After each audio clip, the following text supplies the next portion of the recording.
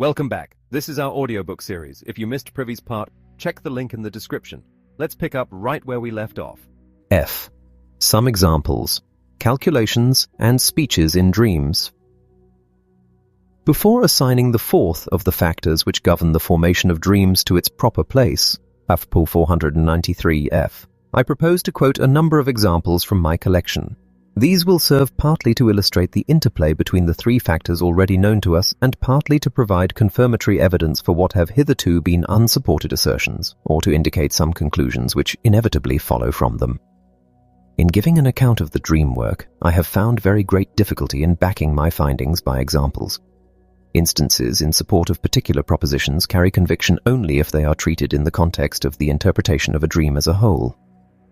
If they are torn from their context, they lose their virtue, while on the other hand, a dream interpretation which is carried even a little way below the surface quickly becomes so voluminous as to make us lose the thread of the train of thought which it was designed to illustrate. This technical difficulty must serve as my excuse if, in what follows, I string together all sorts of things whose only common bond is their connection with the contents of the preceding sections of this chapter. 1900. I will begin by giving a few instances of peculiar or unusual modes of representation in dreams. A lady had the following dream.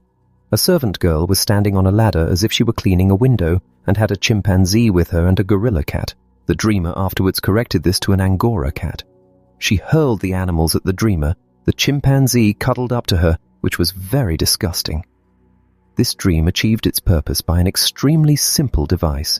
It took a figure of speech, literally, and gave an exact representation of its wording. Monkey, and animals' names in general, are used as invectives, and the situation in the dream meant neither more nor less than hurling invectives. In the course of the present series of dreams, we shall come upon a number of other instances of the use of this simple device during the dream work. 1900. Another dream adopted a very similar procedure. A woman had a child with a remarkably deformed skull. The dreamer had heard that the child had grown like that owing to its position in the uterus. The doctor said that the skull might be given a better shape by compression, but that would damage the child's brain. She reflected that as he was a boy, it would do him less harm.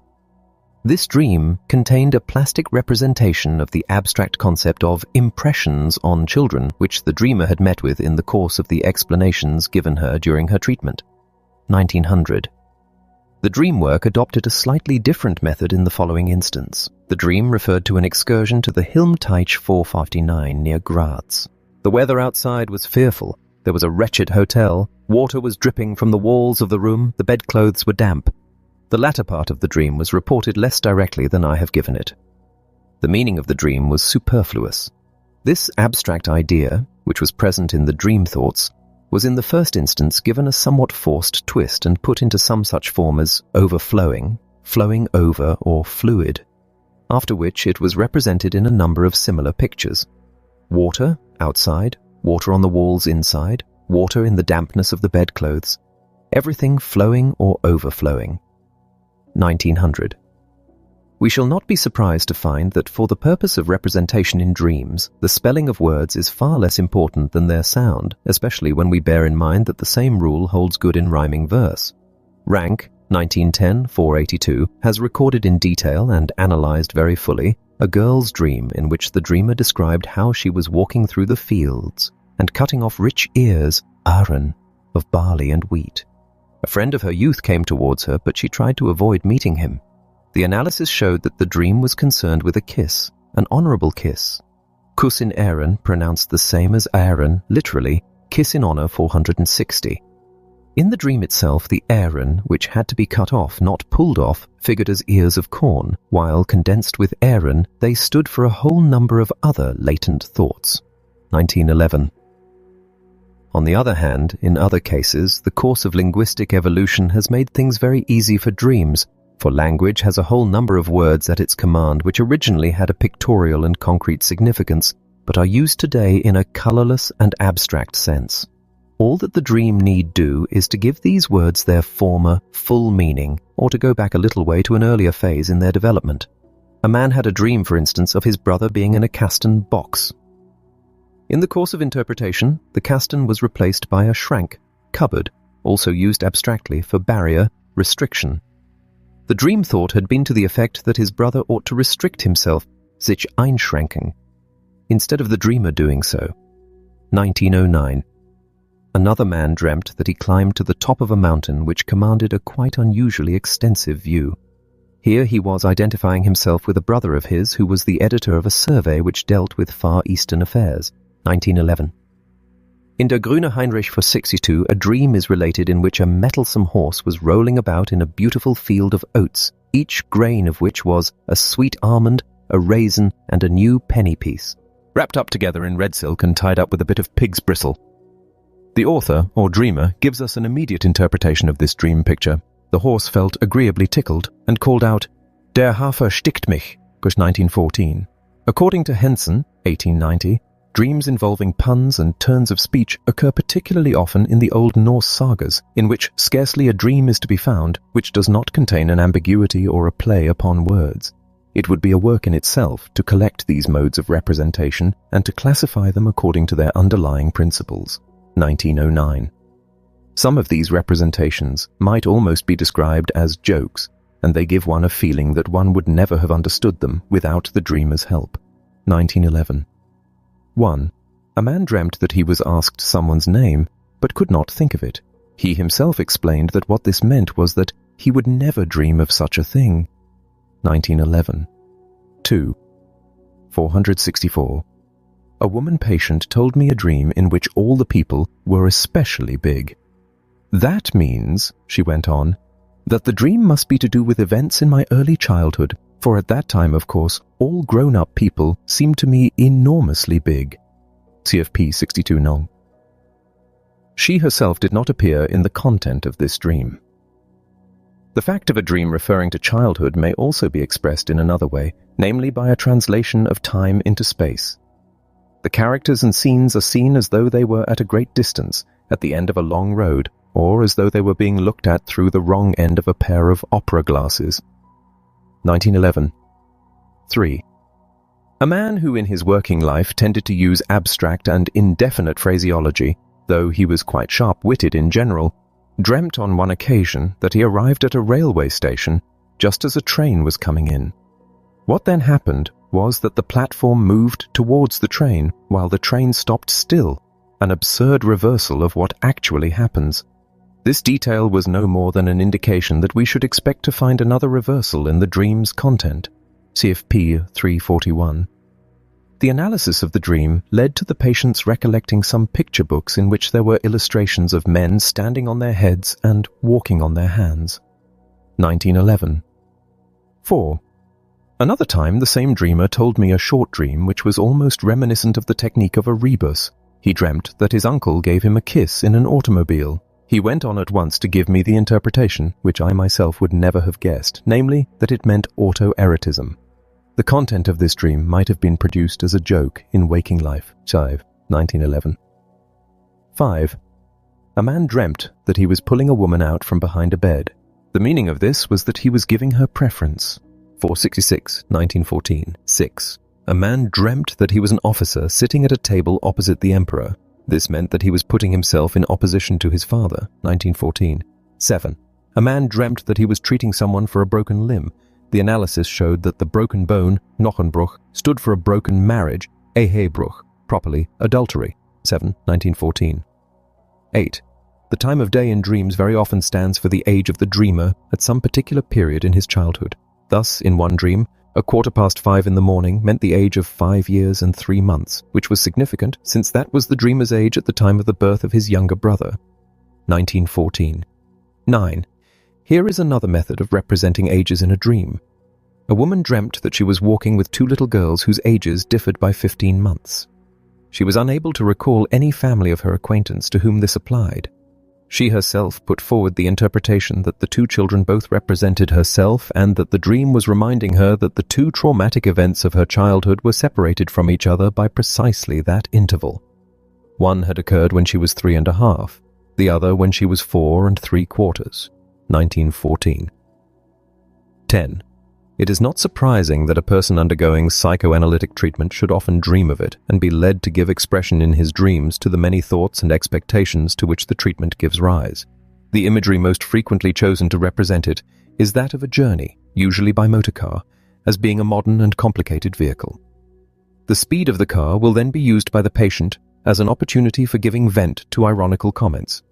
If the unconscious, as an element in the subject's waking thoughts, has to be represented in a dream, it may be replaced very appropriately by subterranean regions. These, where they occur without any reference to analytic treatment, stand for the female body or the womb. Down below in dreams often relates to the genitals, up above, on the contrary, to the face, mouth or breast. Wild beasts are as a rule employed by the dream work to represent passionate impulses of which the dreamer is afraid, whether they are his own or those of other people. It then needs only a slight displacement for the wild beasts to come to represent the people who are possessed by these passions. We have not far to go from here to cases in which a dreaded father is represented by a beast of prey or a dog or wild horse, a form of representation recalling totemism. 168. It might be said that the wild beasts are used to represent the libido, a force dreaded by the ego and combated by means of repression. It often happens, too, that the dreamer separates off his neurosis, his sick personality, from himself and depicts it as an independent person. 1919. 10. Here is an example recorded by Hans Sachs, 1911. We know from Freud's interpretation of dreams that the dream work makes use of different methods for giving a sensory form to words or phrases. If, for instance, the expression that is to be represented is an ambiguous one, the dream work may exploit the fact by using the ambiguity as a switch point, where one of the meanings of the word is present in the dream, thoughts, the other one can be introduced into the manifest dream. This was the case in the following short dream, in which ingenious use was made for representational purposes of appropriate impressions of the previous day. I was suffering from a cold on the dream day, and I had therefore decided in the evening that if I possibly could, I would avoid getting out of bed during the night. I seemed in the dream merely to be continuing what I had been doing during the day. I had been engaged in sticking press cuttings into an album and had done my best to put each one in the place where it belonged. I dreamt that I was trying to paste a cutting into the album, but it wouldn't go on to the page, geht nicht auf die Seite, which caused me much pain. I woke up and became aware that the pain in the dream persisted in the form of a pain in my inside, and I was compelled to abandon the decision I had made before going to bed.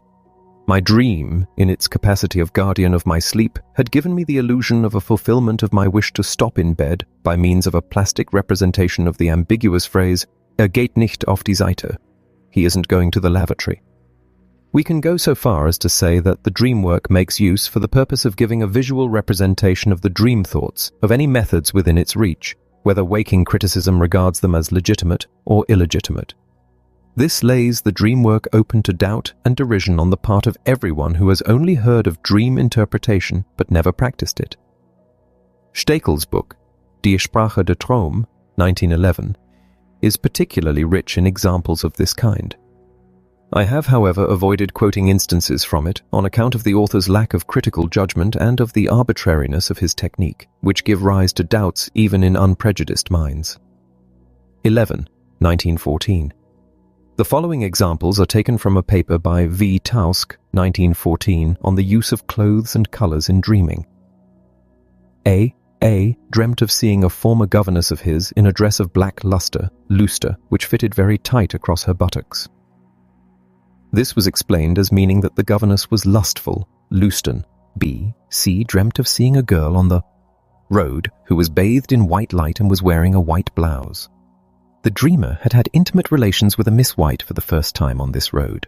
C. Frau D. dreamt of seeing the 80-year-old Viennese actor Blassel lying on a sofa in full armor, in voller Rüstung. He began jumping over tables and chairs, drew a dagger, looked at himself in the looking glass, and brandished the dagger in the air as though he was fighting an imaginary enemy. Interpretation. The dreamer suffered from a long-standing affection of the bladder, Blase. She lay on a sofa for her analysis. When she looked at herself in a looking glass, she thought privately that in spite of her age and illness, she still looked hale and hearty, rustig. 12. 1919. A great achievement in a dream. A man dreamt that he was a pregnant woman lying in bed. He found the situation very disagreeable. He called out, "I'd rather be..." During the analysis, after calling to mind a nurse, he completed the sentence with the words, "breaking stones." Behind the bed, there was hanging a map, the bottom edge of which was kept stretched by a strip of wood. He tore the strip of wood down by catching hold of its two ends. It did not break across, but split into two halves lengthways. This action relieved him and at the same time helped on delivery. Without any assistance, he interpreted tearing down the strip, Leister, as a great achievement, Leistung. He was escaping from his uncomfortable situation, in the treatment, by tearing himself out of his feminine attitude. The absurd detail of the strip of wood not simply breaking but splitting lengthways was explained thus. The dreamer recalled that this combination of doubling and destroying was an allusion to castration. Dreams very often represent castration by the presence of two penis symbols as the defiant expression of an antithetical wish, KFP 370. Incidentally, the Leister, groin, is a part of the body in the neighborhood of the genitals. The dreamer summed up the interpretation of the dream as meaning that he had got the better of the threat of castration, which had led to his adopting a feminine attitude. 13, 1919. In an analysis which I was conducting in French, a dream came up for interpretation in which I appeared as an elephant. I naturally asked the dreamer why I was represented in that form. "Vous me trompez." "You are deceiving me," was his reply. "Tromper, trunk." The dream work can often succeed in representing very refractory material, such as proper names, by a far-fetched use of out-of-the-way associations. In one of my dreams, Old Brooker 470 had set me the task of making a dissection. I fished something out that looked like a piece of crumpled silver paper. I shall return to this dream later, pp. 459. F. The association to this, at which I arrived with some difficulty, was Staniol, 71. I then perceived that I was thinking of the name of Stanius, the author of a dissertation on the nervous system of fish, which I had greatly admired in my youth. The first scientific task which my teacher, Brooker, set me was in fact concerned with the nervous system of a fish, Amacoetes, Freud, 1877a. It was clearly impossible to make use of the name of this fish in a picture puzzle, 1900. At this point, I cannot resist recording a very peculiar dream, which also deserves to be noticed as having been dreamt by a child, and which can easily be explained analytically. "I remember having often dreamt when I was a child," said a lady, "that God wore a paper cocked hat on his head. I used very often to have a hat of that sort put on my head at meals to prevent my being able to look at the other children's plates to see how big their helpings were. As I had heard that God was omniscient, the meaning of the dream was that I knew everything, even in spite of the hat that had been put on my head." Show 909. The nature of the dream work 3 and the way in which it plays about with its material, the dream thoughts, are instructively shown when we come to consider numbers and calculations that occur in dreams. Moreover, numbers in dreams are regarded superstitiously as being especially significant in regard to the future. 474. I shall therefore select a few instances of this kind from my collection. I extract from a dream dreamt by a lady shortly before her treatment came to an end. She was going to pay for something. Her daughter took 3 florins and 65 kreutzers from her, the mother's purse. The dreamer said to her, "What are you doing? It only costs 21 kreutzers." Owing to my knowledge of the dreamer's circumstances, this bit of dream was intelligible to me without any further explanation on her part. The lady came from abroad and her daughter was at school in Vienna. She was in a position to carry on her treatment with me as long as her daughter remained in Vienna. The girl's school year was due to end in 3 weeks, and this also meant the end of the lady's treatment. The day before the dream, the headmistress had asked her whether she would not consider leaving her daughter at school for another year. From this suggestion, she had evidently gone on to reflect that in that case, she might also continue her treatment. This was what the dream referred to. 1 year is equal to 365 days. The 3 weeks which remained both of the school year and of the treatment were equivalent to 21 days, though the hours of treatment would be less than this. The numbers, which in the dream thoughts referred to periods of time, were attached in the dream itself to sums of money, not but what there was a deeper meaning involved, for time is money. 365 kreutzers only amount to 3 florins and 65 kreutzers, and the smallness of the sums that occurred in the dream was obviously the result of wish fulfillment. The dreamer's wish reduced the cost both of the treatment and of the year's school fees. 2. The numbers which occurred in another dream involved more complicated circumstances. A lady who, though she was still young, had been married for a number of years, received news that an acquaintance of hers, Elise L., who was almost exactly her contemporary, had just become engaged. Thereupon she had the following dream. She was at the theatre with her husband. One side of the stalls was completely empty. Her husband told her Thai Elise L. and her fiancé had wanted to go too, but had only been able to get bad seats. 3 for 1 florin 50 kreuses, 476. And of course they could not take those. She thought it would not really have done any harm if they had. What was the origin of the 1 florin 50 kreuses? It came from what was in fact an indifferent event of the previous day. Her sister-in-law had been given a present of 150 florins by her husband and had been in a hurry to get rid of them by buying a piece of jewellery. It is to be noticed that 150 florins is 100 times as much as 1 florin 50 kreutzers. Where did the 3 come from, which was the number of the theatre tickets? The only connection here was that her newly engaged friend was the same number of months, 3, her junior. The solution of the dream was arrived at with the discovery of the meaning of the empty stalls. They were an unmodified allusion to a small incident which had given her husband a good excuse for teasing her. She had planned to go to one of the plays that had been announced for the coming week and had taken the trouble to buy tickets several days ahead and had therefore had to pay a booking fee. When they got to the theatre, they found that one side of the house was almost empty. There had been no need for her to be in such a hurry.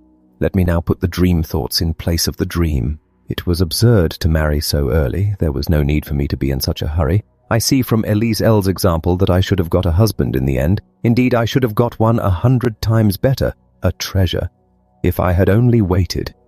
In antithesis to her sister-in-law's hurry, my money, or dowry, could have bought 3 men just as good. It will be observed that the meaning and context of the numbers have been altered to a far greater extent in this dream than in the former one.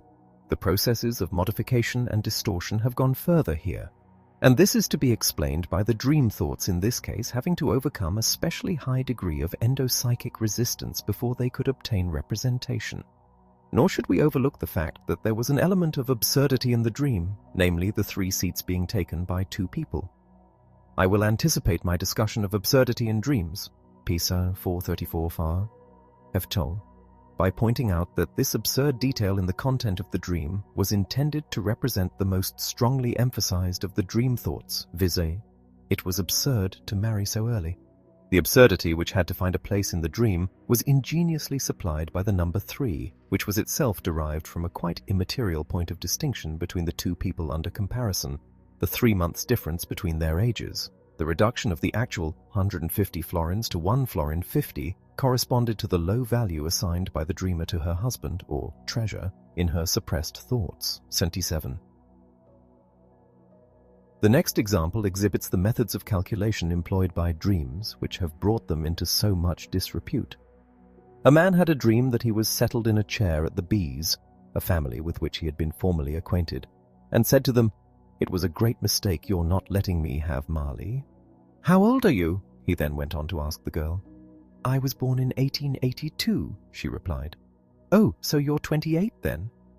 Since the dream dates from 1898, this was evidently a miscalculation, and the dreamer's inability to do sums would deserve to be compared with that of a general paralytic, unless it could be explained in some other way. My patient was one of those people who, whenever they happen to catch sight of a woman, cannot let her alone in their thoughts. The patient who for some months used regularly to come next after him in my consulting room, and whom he thus ran into, was a young lady. He used constantly to make inquiries about her, and was most anxious to create a good impression with her. It was she whose age he estimated at 28 years. So much by way of explanation of the result of the ostensible calculation. 1882, incidentally, was the year in which the dreamer had married. I may add that he was unable to resist entering into conversation with the 2 other members of the female sex whom he came across in my house, the 2 maids, neither of them by any means youthful, one or other of whom used to open the door to him. He explained their lack of response as being due to their regarding him as an elderly gentleman of settled habits. IV 478. Here is another dream dealing with figures, which is characterized by the clarity of the manner in which it was determined, or rather, overdetermined. I owe both the dream and its interpretation to Dr. B. Datner. The landlord of my block of flats, who is a police constable, dreamt that he was on street duty. This was a wish fulfillment. An inspector came up to him who had the number 22 followed by 62 or 26 on his collar. At any rate, there were several twos on it. The mere fact that in reporting the dreamer broke up the number 2262 showed that its components had separate meanings. He recalled that the day before there had been some talk at the police station about the men's length of service. The occasion for it was an inspector who had retired on his pension at the age of 62. The dreamer had only served for 22 years, and it would be 2 years and 2 months before he would be eligible for a 90% pension. The dream represented in the first place the fulfillment of a long-cherished wish of the dreamers to reach the rank of inspector. The superior officer with 2262 on his collar was the dreamer himself. He was on street duty, another favorite wish of his. He had served his remaining 2 years and 2 months, and now, like the 62-year-old inspector, he could retire on a full pension. 479. When we take together these and some other examples, which I shall give later, pip 456 FF, we may safely say that the dream work does not in fact carry out any calculations at all, whether correctly or incorrectly. It merely throws into the form of a calculation numbers which are present in the dream thoughts and can serve as allusions to matter that cannot be represented in any other way. In this respect, the dream work is treating numbers as a medium for the expression of its purpose in precisely the same way as it treats any other idea, including proper names and speeches that occur recognizably as verbal presentations. See next paragraph but 1. For the dream work cannot actually create speeches. See above, pp's 206F and 321. However much speeches and conversations, whether reasonable or unreasonable in themselves, may figure in dreams, analysis invariably proves that all that the dream has done is to extract from the dream thoughts fragments of speeches which have really been made or heard.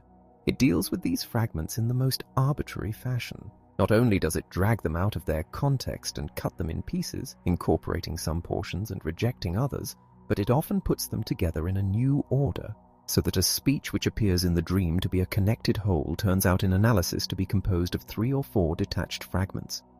In producing this new version, a dream will often abandon the meaning that the words originally had in the dream thoughts and give them a fresh one. If we look closely into a speech that occurs in a dream, we shall find that it consists on the one hand of relatively clear and compact portions, and on the other hand of portions which serve as connecting matter and have probably been filled in at a later stage, just as in reading we fill in any letters or syllables that may have been accidentally omitted. Thus, speeches in dreams have a structure similar to that of breccia, in which largish blocks of various kinds of stone are cemented together by a binding medium. Cf. p. 457. Strictly speaking, this description applies only to such speeches in dreams as possess something of the sensory quality of speech, and which are described by the dreamer himself as being speeches. Other sorts of speeches, which are not, as it were, felt by him as having been heard or spoken, that is, which have no acoustic or motor accompaniments in the dream, are merely thoughts such as occur in our waking thought activity and are often carried over unmodified into our dreams. Another copious source of undifferentiated speeches of this kind, though one which it is difficult to follow up, seems to be provided by material that has been read. But whatever stands out markedly in dreams as a speech can be traced back to real speeches which have been spoken or heard by the dreamer. Instances showing that speeches in dreams have this origin have already been given by me in the course of analyzing dreams which I have quoted for quite other purposes. Thus, in the innocent market dream reported on P206, the spoken words, "That's not obtainable any longer," served to identify me with the butcher, while one portion of the other speech, "I don't recognize that, I won't take it," was actually responsible for making the dream an innocent one. The dreamer, it will be remembered, having had some suggestion made to her on the previous day by her cook, had replied with the words, "I don't recognize that. Behave yourself properly." The innocent-sounding first part of this speech was taken into the dream by way of allusion to its second part, which fitted excellently into the fantasy underlying the dream, but would at the same time have betrayed it. Here is another example which will serve instead of many, all of them leading to the same conclusion. The dreamer was in a big courtyard in which some dead bodies were being burnt. "I'm off," he said. "I can't bear the sight of it." This was not definitely a speech. He then met 2 butcher's boys. "Well," he asked, "did it taste nice?" "No," one of them answered. "Not a bit nice, as though it had been human flesh." The innocent occasion of the dream was as follows. The dreamer and his wife had paid a visit after supper to their neighbors, who were excellent people but not precisely appetizing. The hospitable old lady was just having her supper and had tried to force him — there is a phrase with a sexual sense used jokingly among men to render this idea one — to taste some of it. He had declined, saying he had no appetite left. "Get along," she had replied. "You can manage it," or words to that effect. He had therefore been obliged to taste it, and had complimented her on it, saying, "That was very nice." When he was once more alone with his wife, he had grumbled at his neighbor's insistence, and also at the quality of the food.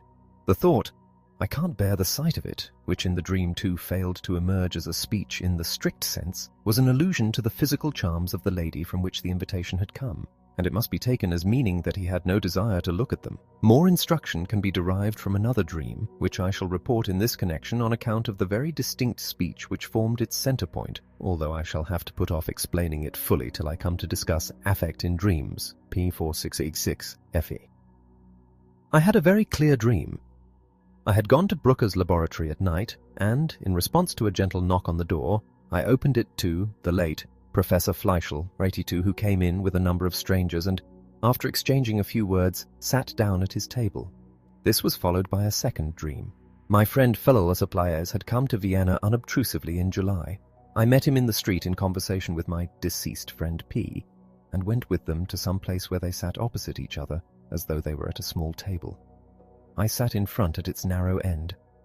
Fell spoke about his sister and said that in 3/4 of an hour she was dead, and added some such words as, "That was the threshold." As P failed to understand him, 43, Full turned to me and asked me how much I had told P about his affairs. Whereupon, overcome by strange emotions, I tried to explain to Phil that P could not understand anything at all, of course, because he was not alive. But what I actually said, and I myself noticed the mistake, was non vixit. I then gave P a piercing look. Under my gaze, he turned pale. His form grew indistinct, and his eyes a sickly blue, and finally he melted away. I was highly delighted at this, and I now realized that Ernst Fleischl too had been no more than an apparition, a revenant ghost, literally, one who returns. And it seemed to me quite possible that people of that kind only existed as long as one liked and could be got rid of if someone else wished it. This fine specimen includes many of the characteristics of dreams. The fact that I exercised my critical faculties during the dream, and myself noticed my mistake when I said non-vixit instead of non-vivit. That is, he did not live instead of he is not alive.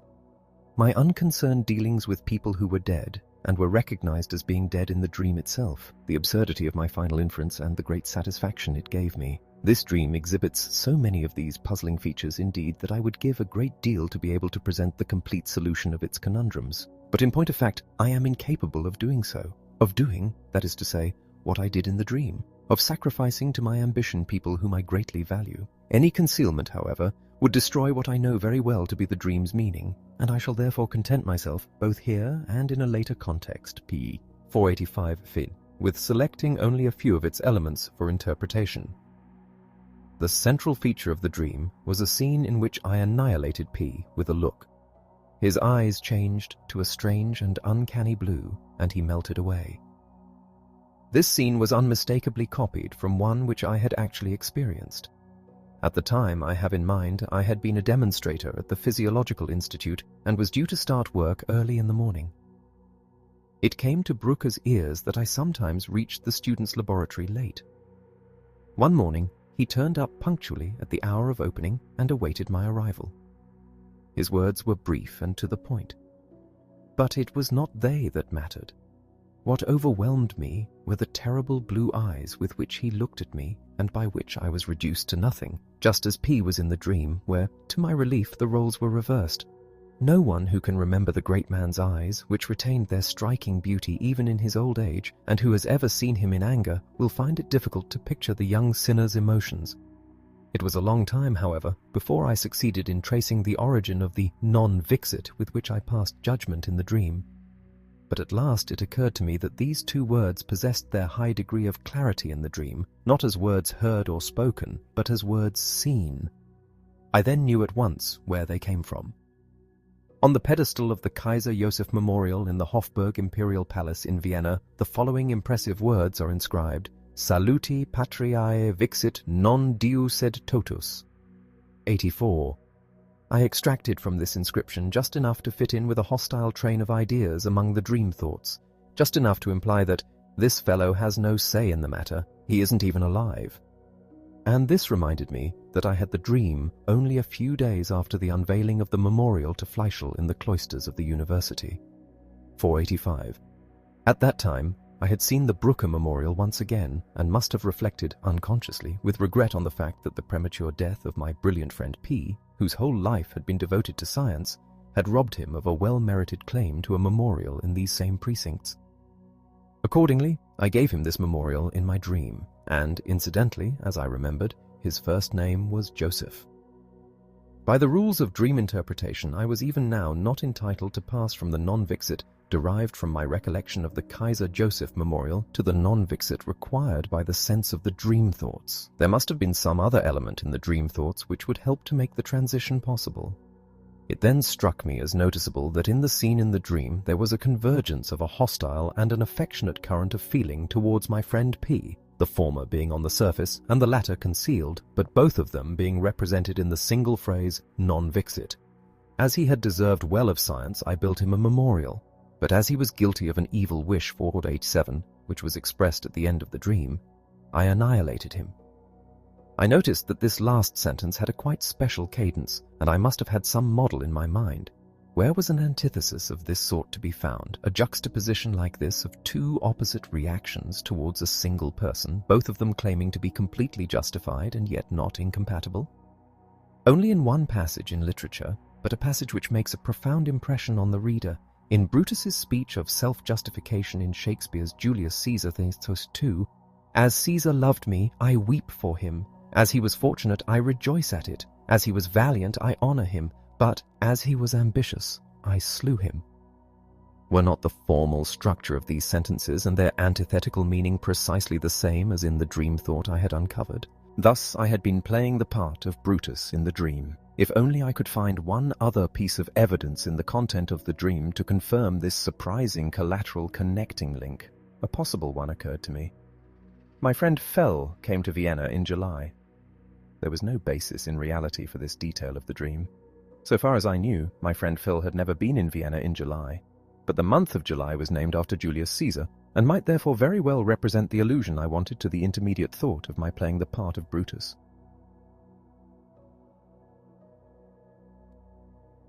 Strange to say, I really did once play the part of Brutus. I once acted in the scene between Brutus and Caesar from Schiller Ford 89 before an audience of children.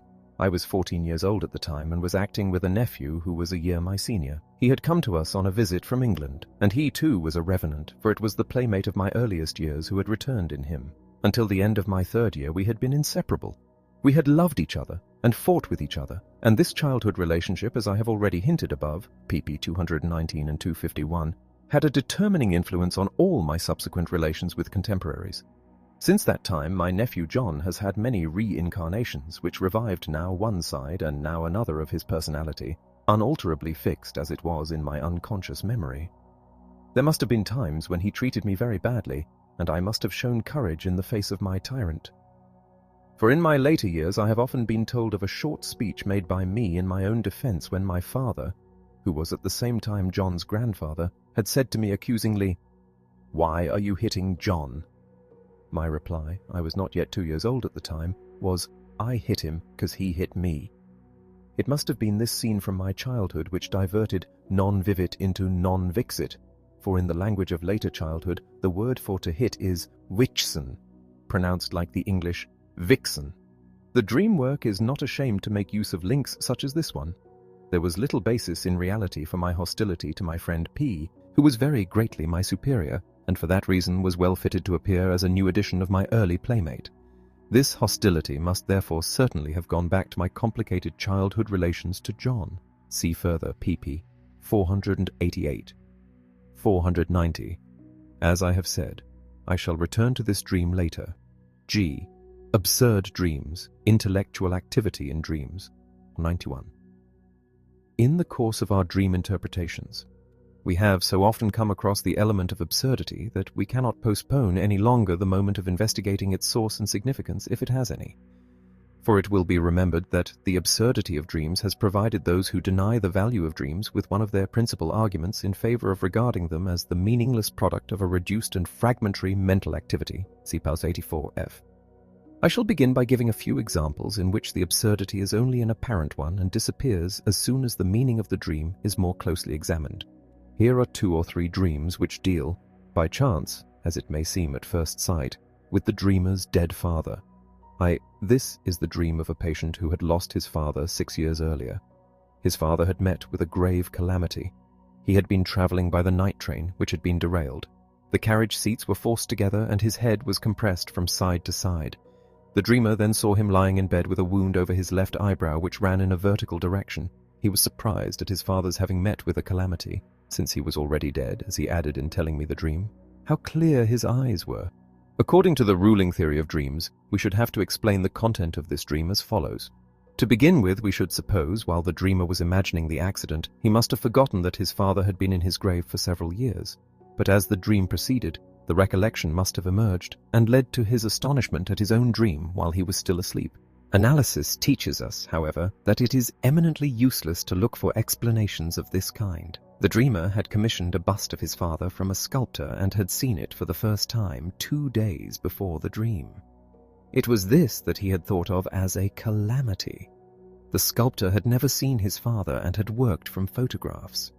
On the day immediately before the dream, the dreamer, in his filial piety, had sent an old family servant to the studio to see whether he would form the same opinion of the marble head, namely, that it was too narrow from side to side at the temples.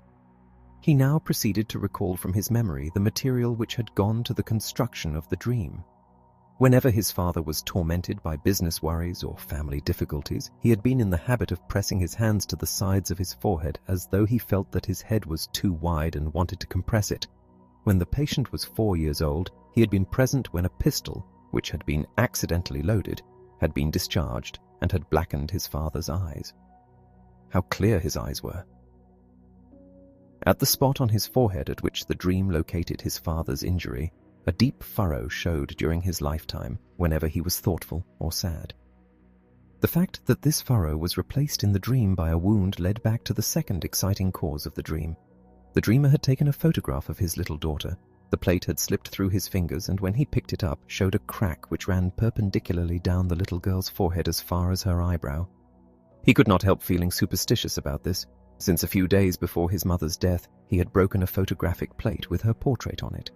The absurdity of this dream was thus no more than the result of a piece of carelessness in verbal expression which failed to distinguish the bust and the photograph from the actual person. We might any of us say, looking at a picture, "There's something wrong with father, don't you think?" The appearance of absurdity in the dream could easily have been avoided, and if we were to judge from this single example, we should be inclined to think that the apparent absurdity had been permitted or even designed. 2. Here is another, almost exactly similar example from a dream of my own. I lost my father in 1896. After his death, my father played a political part among the Magyars and brought them together politically. Here I saw a small and indistinct picture, a crowd of men as though they were in the Reichstag, someone standing on 1 or 2 chairs with other people round him. I remembered how like Garibaldi he had looked on his deathbed and felt glad that that promise had come true.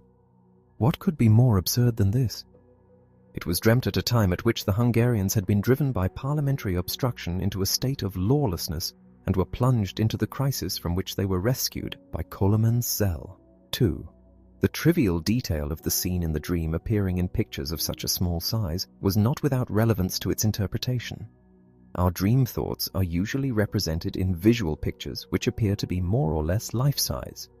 The picture which I saw in my dream, however, was a reproduction of a woodcut inserted in an illustrated history of Austria, which showed Maria Theresa at the Reichstag Diet of Pressburg in the famous episode of Moriamur pro Rego Nostro, 493.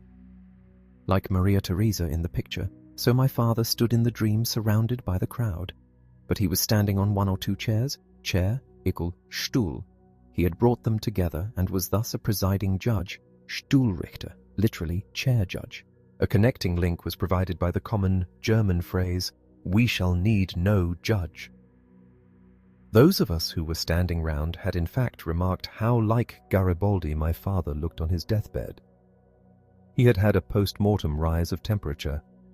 His cheeks had been flushed more and more deeply red. As I recalled this, my thoughts involuntarily ran on. Und hinter ihm in wesenlosem Scheine lag, was uns alle bändigt, das Gemeine. These elevated thoughts prepared the way, in the analysis, for the appearance of something that was common, gemein, in another sense. My father's post-mortem rise of temperature corresponded to the words after his death in the dream. His most severe suffering had been caused by a complete paralysis, obstruction, of the intestines during his last weeks. Disrespectful thoughts of all kinds followed from this. One of my contemporaries who lost his father while he was still at his secondary school, on that occasion I myself had been deeply moved and had offered to be his friend, once told me scornfully of how one of his female relatives had had a painful experience. Her father had fallen dead in the street and had been brought home. When his body was undressed, it was found that at the moment of death, or post-mortem, he had passed a stool. His daughter had been so unhappy about this that she could not prevent this ugly detail from disturbing her memory of her father. Here we have reached the wish that was embodied in this dream.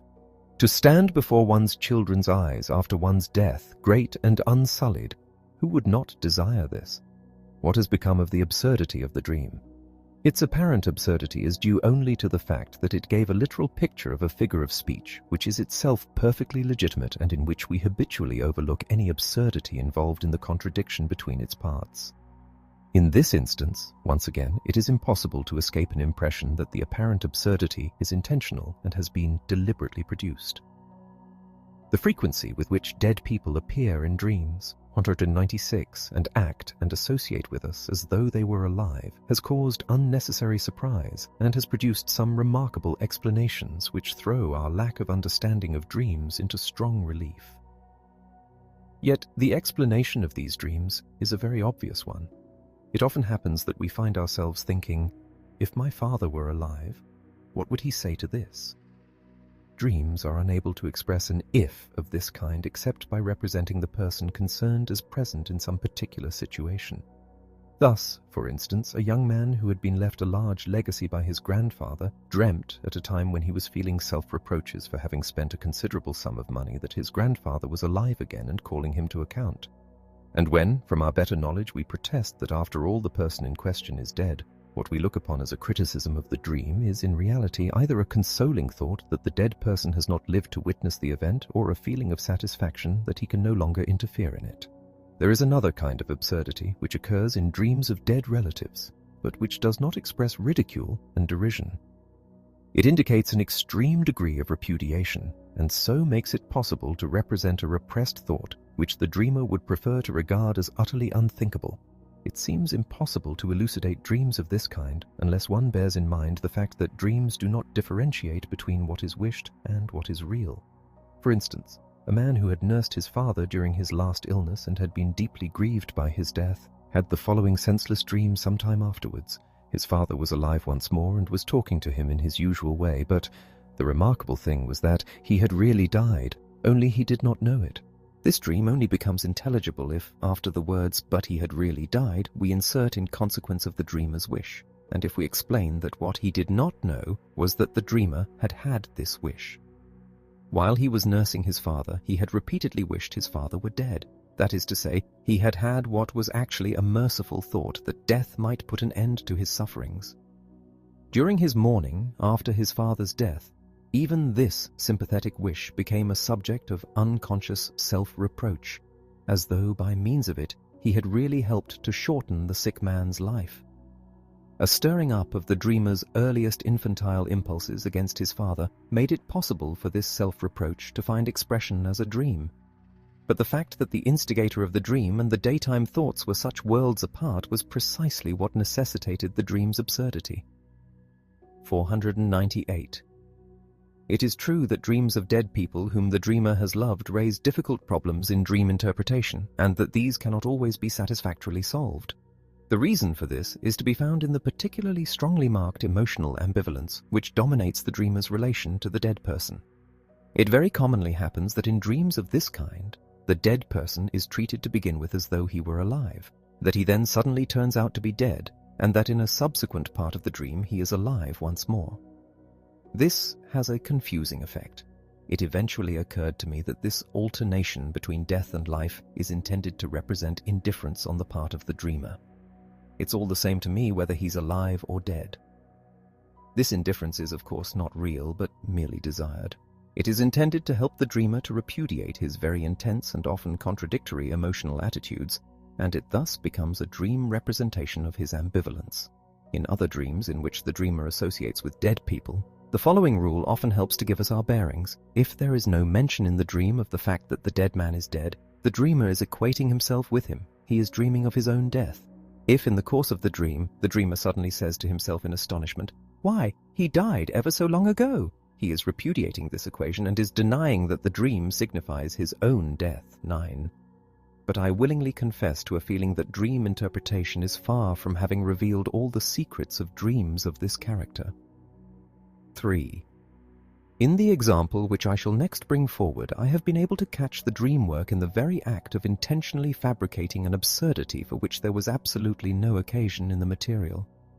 It is taken from the dream which arose from my meeting with Count Thun as I was starting for my holidays. CPP 229 Melnef. I was driving in a cab and ordered the driver to drive me to a station. "Of course I can't drive with you along the railway line itself," I said, after he had raised some objection, as though I had overtired him. It was as if I had already driven with him for some of the distance one normally travels by train. The analysis produced the following explanations of this confused and senseless story.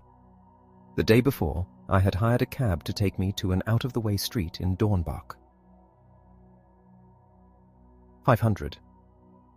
The driver, however, had not known where the street was, and, as these excellent people are apt to do, had driven on and on until at last I had noticed what was happening and had told him the right way, adding a few sarcastic comments. A train of thought, to which I was later in the analysis to return, led from this cab driver to aristocrats.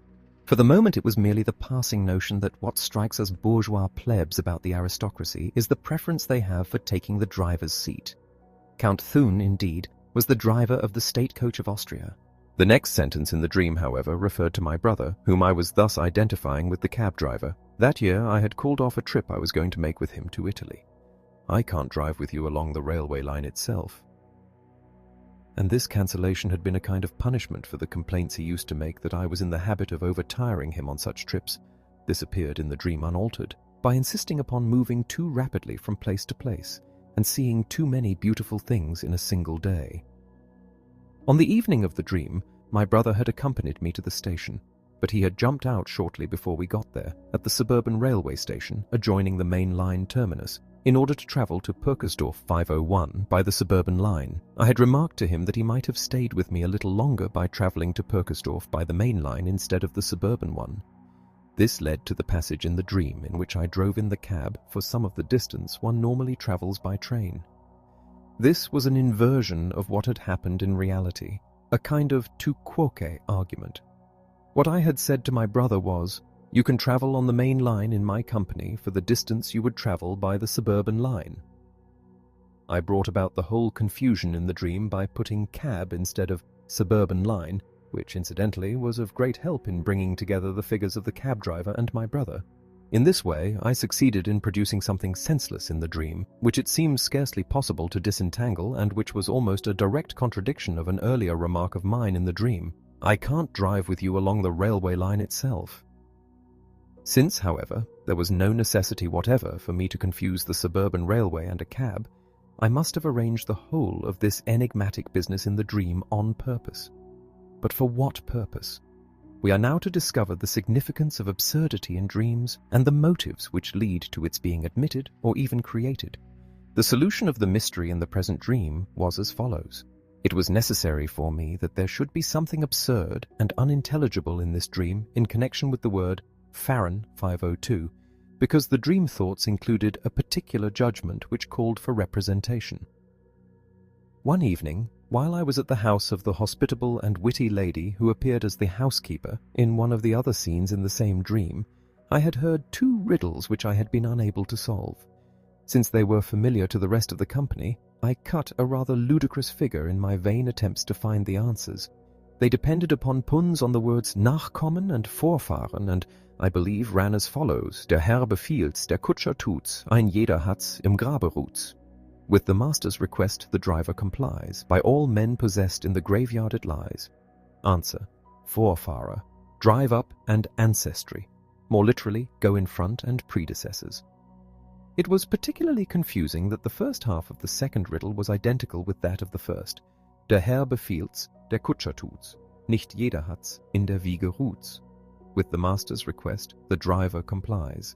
Not by all men possessed in the cradle it lies. Answer: Nachkommen, follow after and progeny. More literally, come after and successors. When I saw Count Thun drive up so impressively, and when I thereupon fell into the mood of Figaro, with his remarks on the goodness of great gentlemen in having taken the trouble to be born, to become progeny, these 2 riddles were adopted by the dream work as intermediate thoughts, since aristocrats could easily be confused with drivers, and since there was a time in our part of the world when a driver was spoken of as Schwager, coachman, and brother-in-law, the work of condensation was able to introduce my brother into the same picture. The dream thought, however, which was operating behind all this, ran as follows. It is absurd to be proud of one's ancestry. It is better to be an ancestor oneself. This judgment that something is absurd was what produced the absurdity in the dream, and this also clears up the remaining enigma in this obscure region of the dream, namely why it was that I thought I had already driven with the driver before, vorhergefahren, driven before, vorgefahren, driven up, vorfahren, ancestry. A dream is made absurd, then, if a judgment that something is absurd is among the elements included in the dream thoughts. That is to say, if any one of the dreamer's unconscious trains of thought has criticism or ridicule as its motive. Absurdity is accordingly one of the methods by which the dream work represents a contradiction, alongside such other methods as the reversal in the dream content of some material relation in the dream thoughts, P341F, or the exploitation of the sensation of motor inhibition, PP 351F. Absurdity in a dream, however, is not to be translated by a simple no. It is intended to reproduce the mood of the dream thoughts, which combines derision or laughter with the contradiction. It is only with such an aim in view that the dream work produces anything ridiculous. Here, once again, it is giving a manifest form to a portion of the latent content. 3.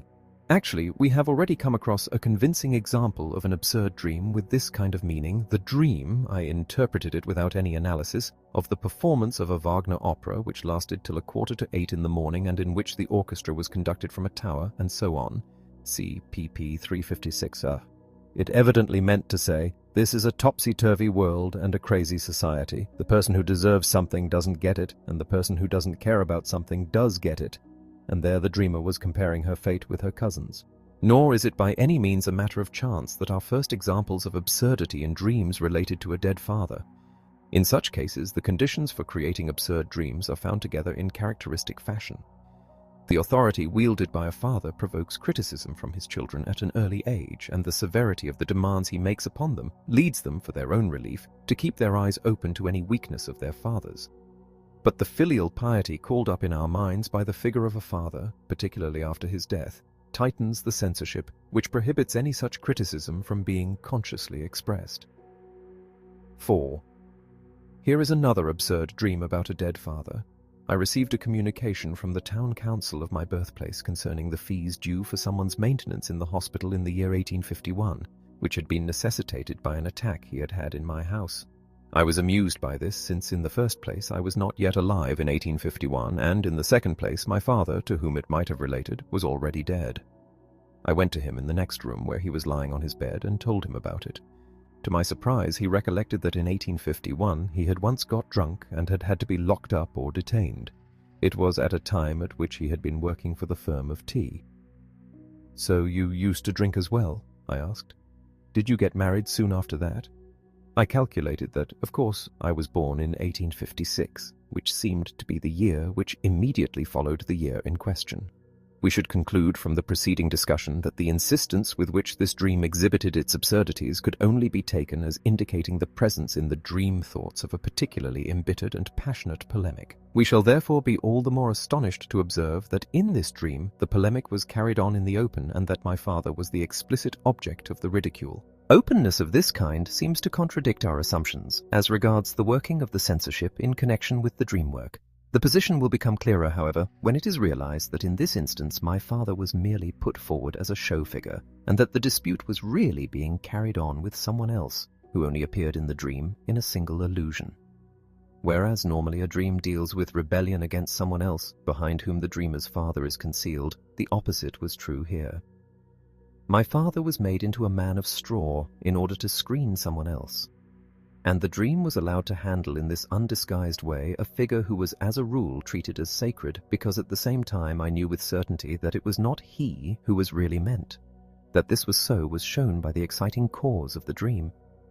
For it occurred after I had heard that a senior colleague of mine, whose judgment was regarded as beyond criticism, had given voice to disapproval and surprise at the fact that the psychoanalytic treatment of one of my patients had already entered its 5th year, 504.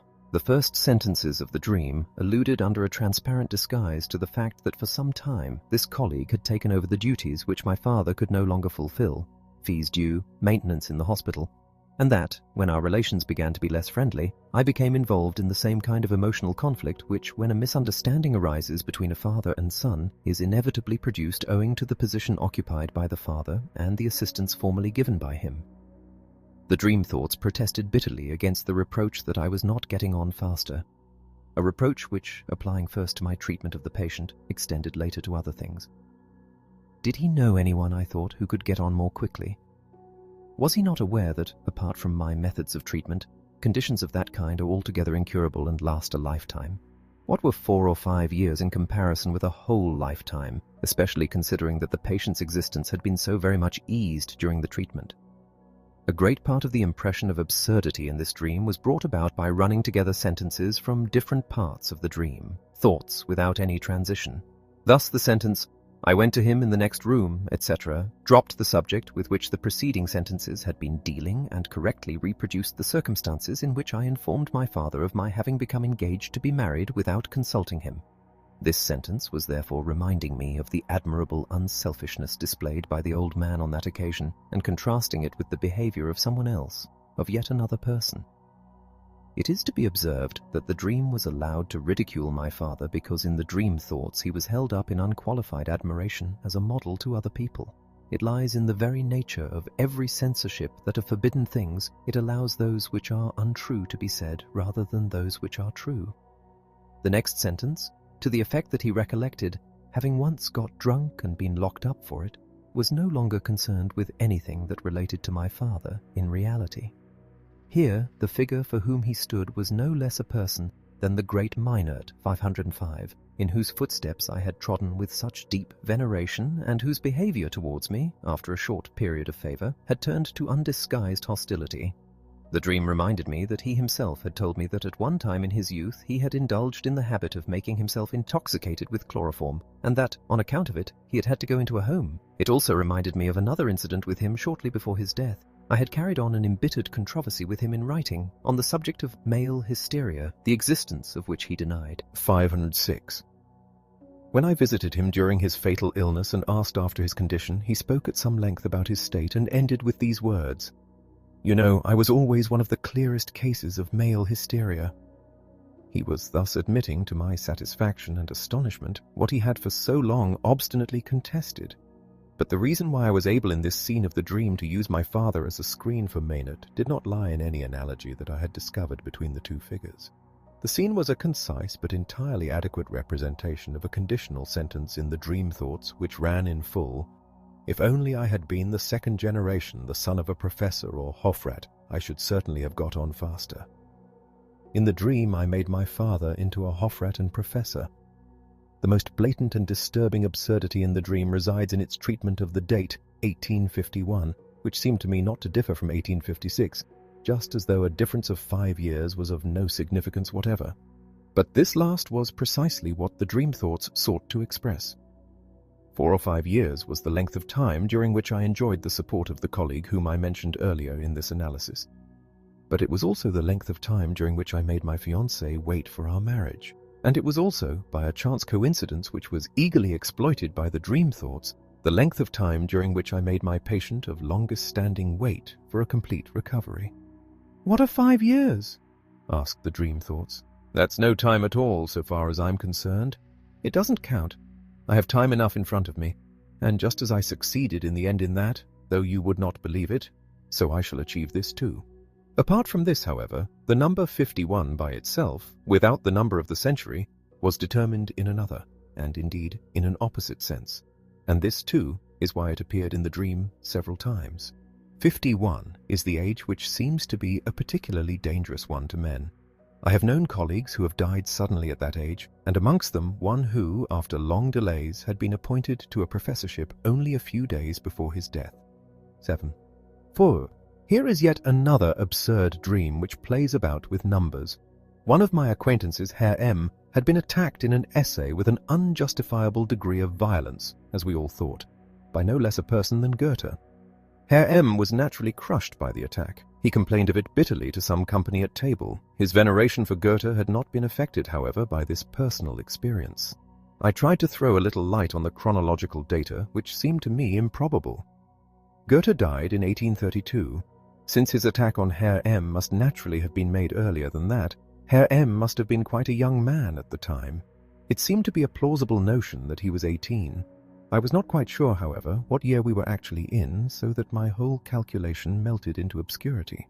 Incidentally, the attack was contained in Goethe's well-known essay on nature. We shall quickly find means of justifying the nonsense in this dream. Herr M., whom I had got to know among some company at table, had not long before asked me to examine his brother, who was showing signs of general paralysis. The suspicion was correct. On the occasion of this visit, an awkward episode occurred, for in the course of his conversation the patient for no accountable reason gave his brother away by talking of his youthful follies. I had asked the patient the year of his birth and made him do several small sums so as to test the weakness of his memory, though, incidentally, he was still able to meet the tests quite well. I could already see that I myself behaved like a paralytic in the dream. I was not quite sure what year we were in. Another part of the material of the dream was derived from another recent source. The editor of a medical journal, with whom I was on friendly terms, had printed a highly unfavorable, a crushing criticism of my Berlin friend Foles Fliess's last book. The criticism had been written by a very youthful reviewer who possessed small judgment. I thought I had a right to intervene and took the editor to task over it. He expressed lively regret at having published the criticism but would not undertake to offer any redress. I therefore severed my connection with the journal, but in my letter of resignation expressed a hope that our personal relations would not be affected by the event. The third source of the dream was an account I had just heard from a woman patient of her brother's mental illness and of how he had broken out in a frenzy with cries of "Natural nature!"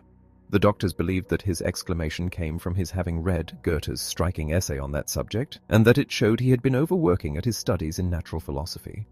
I myself preferred to think of the sexual sense in which the word is used even by the less educated people here.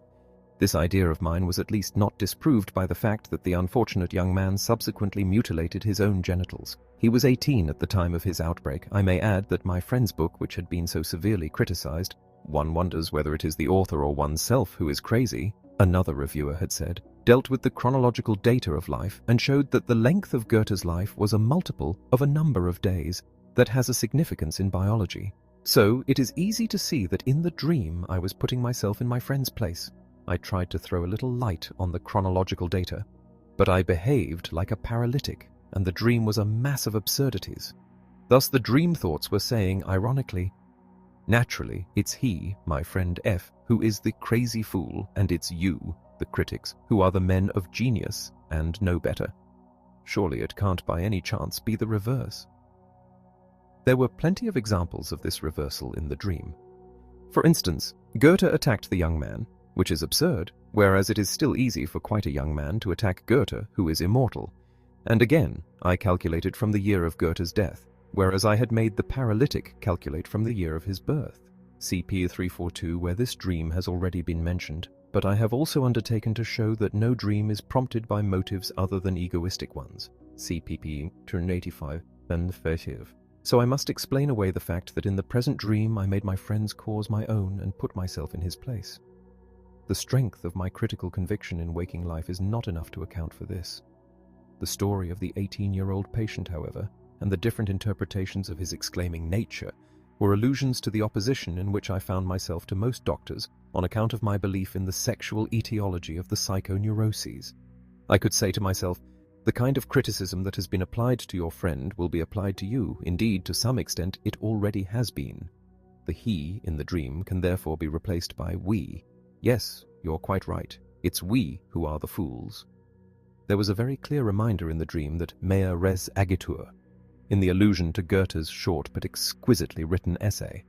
For when at the end of my school days I was hesitating in my choice of a career, it was hearing that essay read aloud at a public lecture that decided me to take up the study of natural science. Earlier in this volume, I undertook to show that another dream in which my own ego did not appear was nevertheless egoistic. On PIA 286, I reported a short dream to the effect that Professor M said, "My son, the myops," and I explained that the dream was only an introductory one, preliminary to another in which I did play a part. Here is the missing main dream, which introduces an absurd and unintelligible verbal form which requires an explanation. On account of certain events which had occurred in the city of Rome, it had become necessary to remove the children to safety, and this was done. The scene was then in front of a gateway, double doors in the ancient style, the Porta Romana at Siena, as I was aware during the dream itself. I was sitting on the edge of a fountain and was greatly depressed and almost in tears. A female figure, an attendant or nun, brought two boys out and handed them over to their father, who was not myself. The elder of the two was clearly my eldest son. I did not see the other one's face. The woman who brought out the boy asked him to kiss her goodbye. She was noticeable for having a red nose. The boy refused to kiss her, but holding out his hand in farewell, said "Auf Geseris" to her, and then "Auf Ungeseris" to the two of us, or to one of us. I had a notion that this last phrase denoted a preference. 9. This dream was constructed on a tangle of thoughts provoked by a play which I had seen, called Das Neue Ghetto, the New Ghetto. The Jewish problem, concern about the future of one's children to whom one cannot give a country of their own, concern about educating them in such a way that they can move freely across frontiers, all of this was easily recognizable among the relevant dream thoughts. By the waters of Babylon, we sat down and wept. Siena, like Rome, is famous for its beautiful fountains. If Rome occurred in one of my dreams, it was necessary for me to find a substitute for it from some locality known to me. See pp. 215f. Near the Porta Romana in Siena, we had seen a large and brightly lighted building. We learned that it was the Manicomio, the insane asylum. Shortly before I had the dream, I had heard that a man of the same religious persuasion as myself had been obliged to resign the position which he had painfully achieved in a state asylum. Our interest is aroused by the phrase "Auf Geseris," at a point at which the situation in the dream would have led one to expect "Auf Wiedersehen," as well as its quite meaningless opposite, "Auf Ungeseris." According to information I have received from philologists, gezeres is a genuine Hebrew word derived from a verb goizer, and is best translated by imposed sufferings or doom. The use of the word in slang would incline one to suppose that it meant weeping and wailing. Ungeseres was a private neologism of my own and was the first word to catch my attention, but to begin with I could make nothing of it. But the short remark at the end of the dream to the effect that ungeseres denoted a preference over geseres opened the door to associations, and at the same time to an elucidation of the word. An analogous relationship occurs in the case of caviare. Unsalted, ungesalzen, caviare, is esteemed more highly than salted, gesalzen. Caviare to the general, aristocratic pretensions. Behind this lay a joking allusion to a member of my household who, since she was younger than I, would, I hoped, look after my children in the future. This tallied with the fact that another member of my household, our excellent nurse, was recognizably portrayed in the female attendant or nun in the dream. There was still, however, no transitional idea between salted, unsalted, and geseres, ungeseres. This was provided by leavened, unleavened, gesäuert, ungesäuert. In their flight out of Egypt, the children of Israel had not time to allow their dough to rise, and in memory of this, they eat unleavened bread to this day at Easter. At this point, I may insert a sudden association that occurred to me during this portion of the analysis. I remembered how, during the previous Easter, my Berlin friend and I had been walking through the streets of Breslau, a town in which we were strangers. A little girl asked me the way to a particular street, and I was obliged to confess that I did not know, and I remarked to my friend, "It is to be hoped that when she grows up, that little girl will show more discrimination in her choice of the people whom she gets to direct her." Shortly afterwards, I caught sight of a door plate bearing the words, "Dr. Herodes, Consulting Hours." "Let us hope," I remarked, "that our colleague does not happen to be a children's doctor." At this same time, my friend had been telling me his views on the biological significance of bilateral symmetry, and had begun a sentence with the words, "If we had an eye in the middle of our foreheads like a cyclops." This led to the professor's remark in the introductory dream, "My son, the myops." Ten and I had now been led to the principal source of Gezeres. Many years before, when this son of Professor M's, today an independent thinker, was still sitting at his school desk, he was attacked by a disease of the eyes, which the doctor declared gave cause for anxiety. He explained that so long as it remained on one side, it was of no importance, but that if it passed over to the other eye, it would be a serious matter. The affection cleared up completely in the one eye, but shortly afterwards, signs in fact appeared of the other one being affected. The boy's mother, terrified, at once sent for the doctor to the remote spot in the country where they were staying. The doctor, however, now went over to the other side. "Why are you making such a Gezeres?" he shouted at the mother. "If one side has got well, so will the other." And he was right. And now we must consider the relation of all this to me and my family. The school desk at which Professor M's son took his first steps in knowledge was handed over by his mother as a gift to my eldest son, into whose mouth I put the farewell phrases in the dream. It is easy to guess one of the wishes to which this transference gave rise, but the construction of the desk was also intended to save the child from being short-sighted and one-sided. Hence the appearance in the dream of myops, and behind it, cyclops, and the reference to bilaterality. My concern about one-sidedness had more than one meaning. It could refer not only to physical one-sidedness, but also to one-sidedness of intellectual development. May it not even be that it was precisely this concern which, in its crazy way, the scene in the dream was contradicting? After the child had turned to one side to say farewell words, he turned to the other side to say the contrary, as though to restore the balance. It was as though he was acting with due attention to bilateral symmetry. Dreams, then, are often most profound when they seem most crazy. In every epoch of history, those who have had something to say but could not say it without peril have eagerly assumed a fool's cap. The audience at whom their forbidden speech was aimed tolerated it more easily if they could at the same time laugh and flatter themselves with the reflection that the unwelcome words were clearly nonsensical.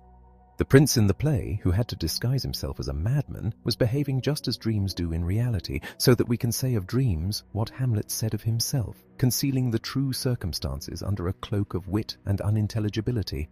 "I am but mad, north-northwest. When the wind is southerly, I know a hawk from a handsaw."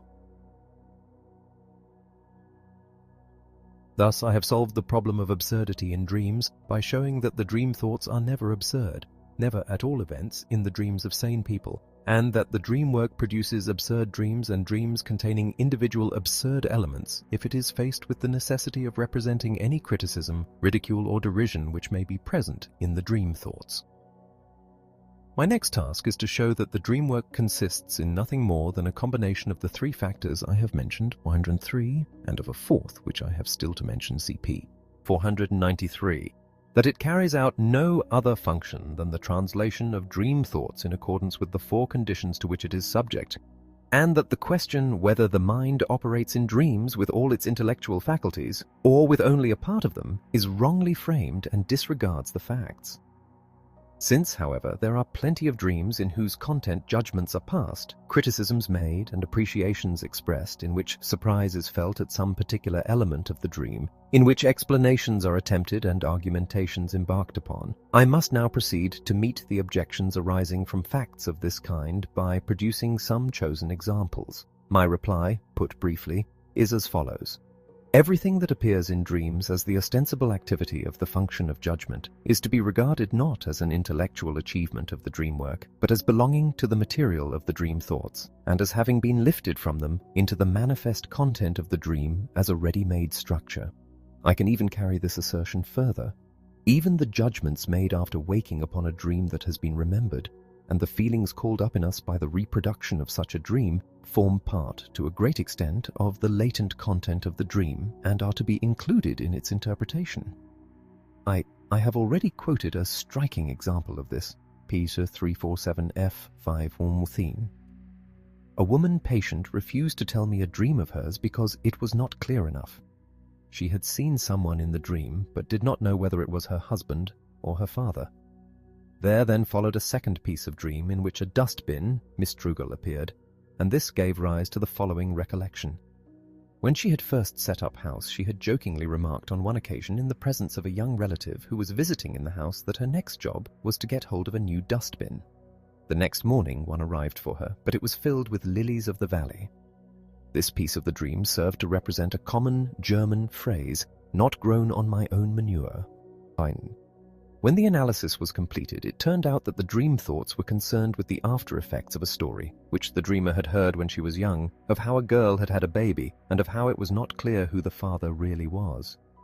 Here then, the dream representation had overflowed into the waking thoughts. One of the elements of the dream thoughts had found representation in a waking judgment passed upon the dream as a whole. Here is a similar case. One of my patients had a dream which struck him as interesting, for immediately after waking he said to himself, "I must tell the doctor that." The dream was analyzed and produced the clearest allusions to a liaison which he had started during the treatment and which he had decided to himself not to tell me about. 3. Here is a third example, one from my own experience. I was going to the hospital with P through a district in which there were houses and gardens. At the same time, I had a notion that I had often seen this district before in dreams. I did not know my way about very well. He showed me a road that led round the corner to a restaurant, indoors, not a garden. There, I asked for Frau Doni and was told that she lived at the back in a small room with 3 children. I went towards it, but before I got there met an indistinct figure with my 2 little girls. I took them with me after I had stood with them for a little while. Some sort of reproach against my wife for having left them there.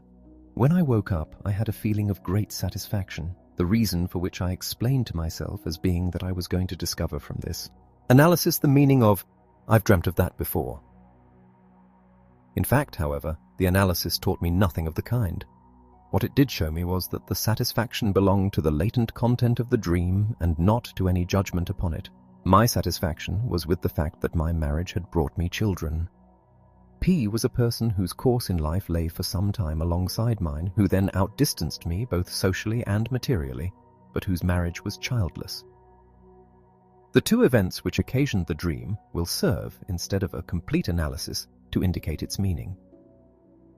The day before, I had read in a newspaper the announcement of the death of Frau Donna A. Twy, which I turned into Doni in the dream, who had died in childbirth. My wife told me that the dead woman had been looked after by the same midwife who had attended her at the birth of our 2 youngest children. The name Donna had struck me because I had met it for the first time a short while before in an English novel. The second occasion for the dream was provided by the date on which it occurred. It was on the night before the birthday of my eldest boy, who seems to have some poetic gifts. 4. I was left with the same feeling of satisfaction when I woke from the absurd dream of my father having played a political part among the Magyars after his death, and the reason I gave myself for this feeling was that it was a continuation of the feeling that accompanied the last piece of the dream. CP 436. I remembered how like Garibaldi he had looked on his deathbed, and felt glad that it had come true. There was a continuation which I had forgotten. The analysis enabled me to fill in this gap in the dream. It was a mention of my second son, to whom I had given the first name of a great historical figure, Cromwell, who had powerfully attracted me in my boyhood, especially since my visit to England.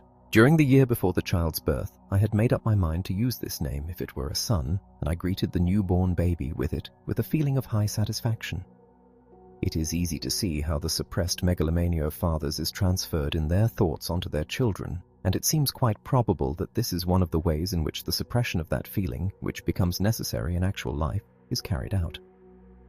The little boy's right to appear in the context of this dream was derived from the fact that he had just had the same misadventure, easily forgivable, both in a child and in a dying man, of soiling his bedclothes. Compare in this connection Stuhlrichter, presiding judge, literally chair or stool judge, and the wish expressed in the dream to stand before one's children's eyes great and unsullied. See below, Ps 483. V.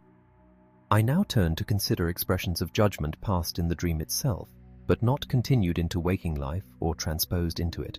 In looking for examples of these, my task will be greatly assisted if I may make use of dreams which I have already recorded with other aims in view.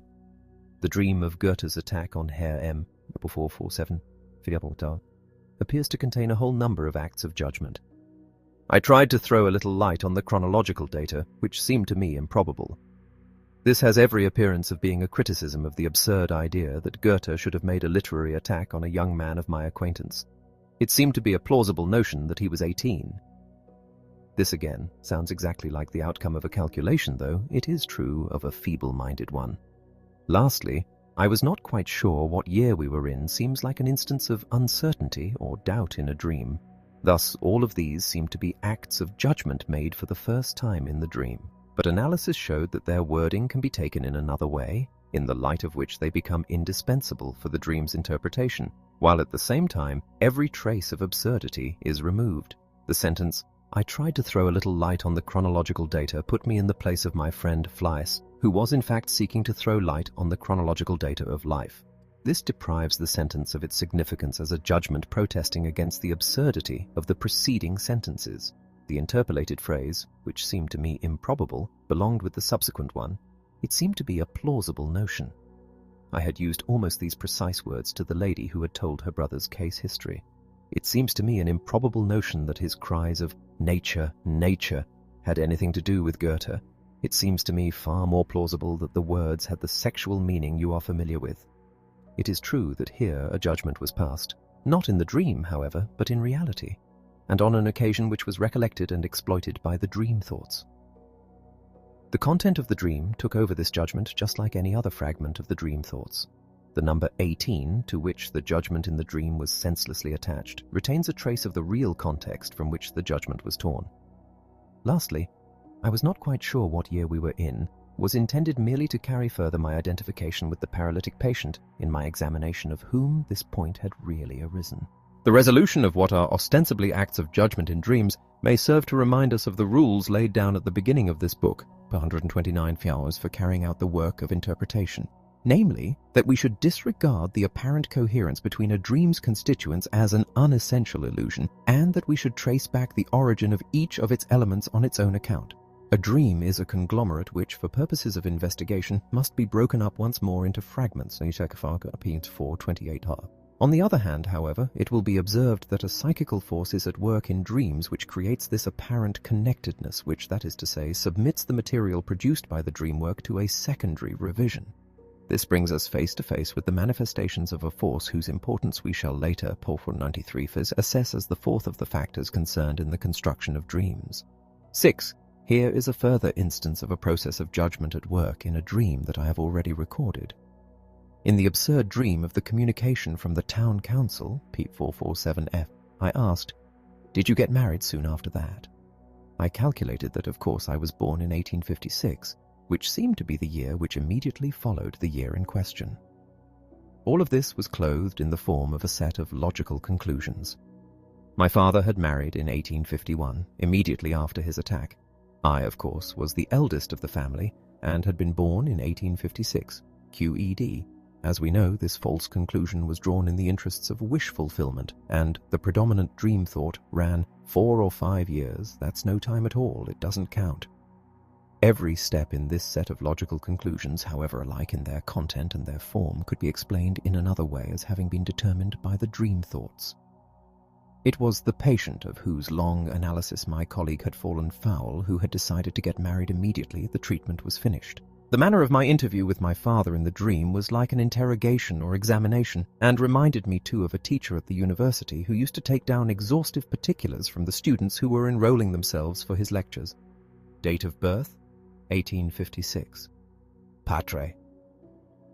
In reply to this one, gave one's father's first name with a Latin termination, and we students assumed that the Hofrat drew conclusions from the first name of the father which could not always be drawn from that of the student himself. Thus, the drawing of the conclusion in the dream was no more than a repetition of the drawing of a conclusion which appeared as a piece of the material of the dream thoughts. Something new emerges from this.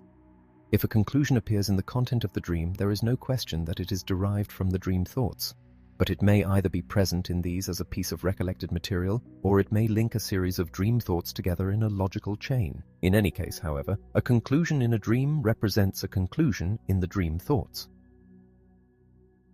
At this point, we may resume our analysis of the dream.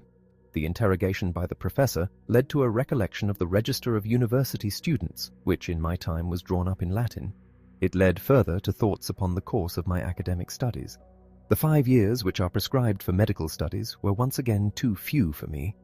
I quietly went on with my work for several more years, and in my circle of acquaintances I was regarded as an idler, and it was doubted whether I should ever get through. Thereupon I quickly decided to take my examinations, and I got through them in spite of the delay. Here was a fresh reinforcement of the dream thoughts with which I was defiantly confronting my critics. Even though you won't believe it because I've taken my time, I shall get through. I shall bring my medical training to a conclusion. Things have often turned out like that before. This same dream in its opening passage contained some sentences which could hardly be refused to the name of an argument. This argument was not even absurd. It might just as well have occurred in waking thought. I was amused in the dream at the communication from the town council, since in the first place I was not yet in the world in 1851, and in the second place my father, to whom it might have related, was already dead. Both of these statements were not only correct in themselves, but agreed precisely with the real arguments that I should bring up if I were actually to receive a communication of that kind. My earlier analysis of the dream showed that it grew out of deeply embittered and derisive dream thoughts. If we may also assume that there were strong reasons present for the activity of the censorship, we shall understand that the dream work had every motive for producing a perfectly valid refutation of an absurd suggestion on the model contained in the dream thoughts. The analysis showed, however, that the dream work did not have a free hand in framing this parallel, but was obliged, for that purpose, to use material from the dream thoughts. It was just as though there were an algebraic equation containing, in addition to numerals, plus and minus, signs, indices, and radical signs, and as though someone were to copy out the equation without understanding it, taking over both the operational symbols and the numerals into his copy, but mixing them all up together. The two arguments in the dream content could be traced back to the following material. It was distressing to me to think that some of the premises which underlay my psychological explanations of the psychoneuroses were bound to excite skepticism and laughter when they were first met with.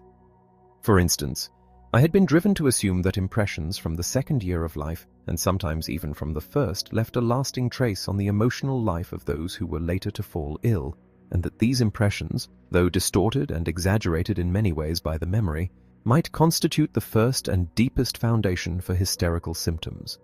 Patients, to whom I explained this at some appropriate moment, used to parody this newly gained knowledge by declaring that they were ready to look for recollections dating from a time at which they were not yet alive. My discovery of the unexpected part played by their father in the earliest sexual impulses of female patients might well be expected to meet with a similar reception. See the discussion on p. 276. Nevertheless, it was my well-grounded conviction that both of these hypotheses were true. By way of confirmation, I called to mind some instances in which the death of the father occurred while the child was at a very early age, and in which later events, otherwise inexplicable, proved that the child had nevertheless retained unconsciously recollections of the figure which had disappeared so early in his life. I was aware that these two assertions of mine rested on the drawing of conclusions whose validity would be disputed. It was therefore an achievement of wish fulfillment when the material of precisely those conclusions which I was afraid would be contested was employed by the dream work for drawing conclusions which it was impossible to contest. 7. At the beginning of a dream, which I have so far hardly touched upon, see Par 422, there was a clear expression of astonishment at the subject which had cropped up. Old Brooker must have set me some task. Strangely enough, it related to a dissection of the lower part of my own body, my pelvis and legs, which I saw before me as though in the dissecting room, but without noticing their absence in myself and also without a trace of any gruesome feeling. Louise N. was standing beside me and doing the work with me. The pelvis had been eviscerated, and it was visible now in its superior, now in its inferior aspect, the two being mixed together. Thick, flesh-colored protuberances, which in the dream itself made me think of hemorrhoids, could be seen. Something which lay over it and was like crumpled silver paper 518 had also to be carefully fished out. I was then once more in possession of my legs and was making my way through the town. But, being tired, I took a cab. To my astonishment, the cab drove in through the door of a house, which opened and allowed it to pass along a passage which turned a corner at its end and finally led into the open air again. Finally, I was making a journey through a changing landscape with an alpine guide who was carrying my belongings. Part of the way he carried me too, out of consideration for my tired legs. The ground was boggy. We went round the edge. People were sitting on the ground like Red Indians or gypsies, among them a girl. Before this, I had been making my own way forward over the slippery ground with a constant feeling of surprise that I was able to do it so well after the dissection. At last, we reached a small wooden house at the end of which was an open window. There the guide set me down and laid 2 wooden boards which were standing ready upon the windowsill so as to bridge the chasm which had to be crossed over from the window. At that point, I really became frightened about my legs. But instead of the expected crossing, I saw 2 grown-up men lying on wooden benches that were along the walls of the hut, and what seemed to be 2 children sleeping beside them. It was as though what was going to make the crossing possible was not the boards, but the children. I awoke in a mental fright. Anyone who has formed even the slightest idea of the extent of condensation in dreams will easily imagine what a number of pages would be filled by a full analysis of this dream. Fortunately, however, in the present context, I need only take up one point in it, which provides an example of astonishment in dreams, as exhibited in the interpolation, strangely enough. The following was the occasion of the dream. Louise N., the lady who was assisting me in my job in the dream, had been calling on me. "Lend me something to read," she had said. I offered her Rider Haggard's She. "A strange book, but full of bidden meaning," I began to explain to her. "The eternal feminine, the immortality of our emotions." Here she interrupted me. "I know it already. Have you nothing of your own?" "No, my own immortal works have not yet been written." "Well, when are we to expect these so-called ultimate explanations of yours which you've promised even we shall find readable?" she asked, with a touch of sarcasm. At that point, I saw that someone else was admonishing me through her mouth, and I was silent. I reflected on the amount of self-discipline it was costing me to offer the public even my book upon dreams. I should have to give away so much of my own private character in it. Das Beste, was du wissen kannst, darfst du den Buben doch nicht sagen. 20.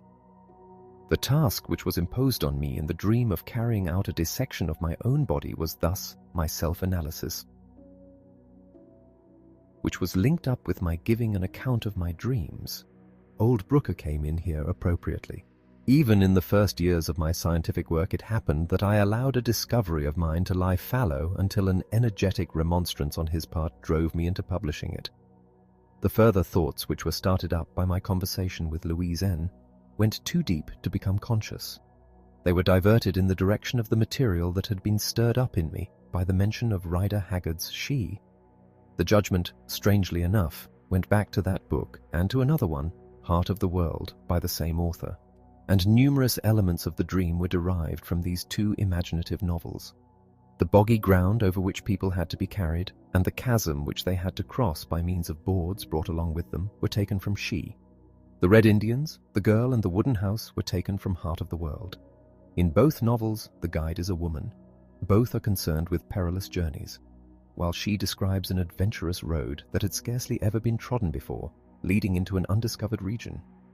The tired feeling in my legs, according to a note which I find I made upon the dream, had been a real sensation during the daytime. It probably went along with a tired mood and a doubting thought. How much longer will my legs carry me? The end of the adventure in She is that the guide, instead of finding immortality for herself and the others, perishes in the mysterious subterranean fire. A fear of that kind was unmistakably active in the dream thoughts. The Wooden houses was also, no doubt, a coffin, that is to say, the grave. But the dream work achieved a masterpiece in its representation of this most unwished-for of all thoughts by a wish fulfillment. For I had already been in a grave once, but it was an excavated Etruscan grave near Orvieto, a narrow chamber with 2 stone benches along its walls on which the skeletons of 2 grown-up men were lying. The inside of the wooden house in the dream looked exactly like it, except that the stone was replaced by wood. The dream seems to have been saying, "If you must rest in a grave, let it be the Etruscan one." And by making this replacement, it transformed the gloomiest of expectations into one that was highly desirable. Unluckily, as we are soon to hear, P466 iftar, a dream can turn into its opposite, the idea accompanying an affect, but not always the affect itself. Accordingly, I woke up in a mental fright, even after the successful emergence of the idea that children may perhaps achieve what their father has failed to, a fresh allusion to the strange novel in which a person's identity is retained through a series of generations for over 2,000 years.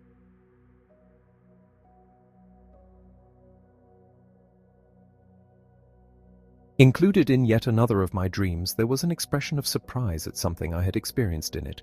But the surprise was accompanied by such a striking, far-fetched, and almost brilliant attempt at an explanation that, if only on its account, I cannot resist submitting the whole dream to analysis, quite apart from the dreams possessing 2 other points to attract our interest.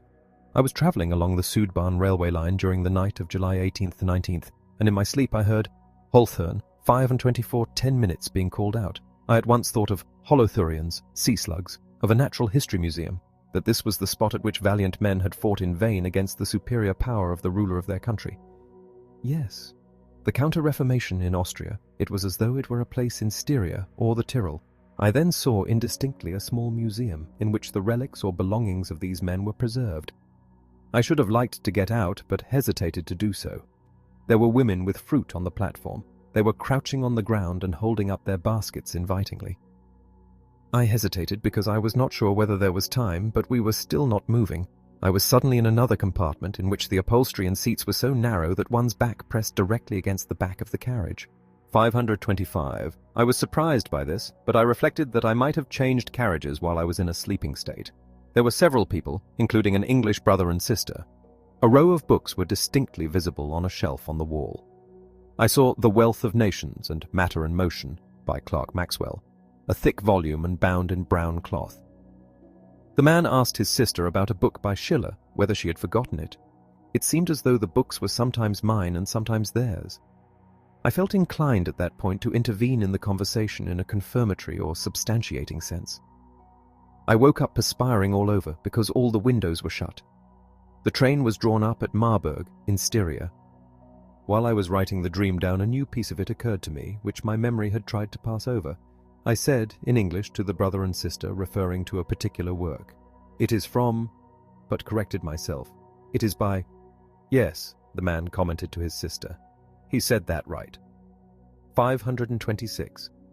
The dream opened with the name of the station, which must no doubt have partly woken me up. I replaced its name, Marburg, by Holthurn. The fact that I heard Marburg when it was first called out, or perhaps later, was proved by the mentioning in the dream of Schiller, who was born at Marburg, though not at the one in Styria. 27. I was making my journey on that occasion, although I was travelling first class under very uncomfortable conditions. The train was packed full, and in my compartment I had found a lady and gentleman who appeared to be very aristocratic, and had not the civility, or did not think it worth the trouble, to make any disguise of their annoyance at my intrusion. My polite greeting met with no response. Although the man and his wife were sitting side by side, with their backs to the engine, the woman nevertheless made haste, under my very eyes, to engage the window seat facing her by putting an umbrella on it. The door was shut immediately, and pointed remarks were exchanged between them on the subject of opening windows. They had probably seen at once that I was longing for some fresh air. It was a hot night, and the atmosphere in the completely closed compartment soon became suffocating. My experiences of travelling have taught me that conduct of this ruthless and overbearing kind is a characteristic of people who are travelling on a free or half-price ticket. When the ticket collector came and I showed him the ticket I had bought at such expense, there fell from the lady's mouth in haughty and almost menacing tones the words, "My husband has a free pass." She was an imposing figure with discontented features, of an age not far from the time of the decay of feminine beauty. The man uttered not a word, but sat there motionless. I attempted to sleep. In my dream I took fearful vengeance on my disagreeable companions. No one could suspect what insults and humiliations lay concealed behind the broken fragments of the first half of the dream. When this need had been satisfied, a second wish made itself felt, to change compartments. The scene is changed so often in dreams, and without the slightest objection being raised, that it would not have been in the least surprising if I had promptly replaced my traveling companions by more agreeable ones derived from my memory. But here was a case in which something resented the change of scene and thought it necessary to explain it. How did I suddenly come to be in another compartment? I had no recollection of having changed. There could be only one explanation. I must have left the carriage while I was in a sleeping state, a rare event of which, however, examples are to be found in the experience of a neuropathologist.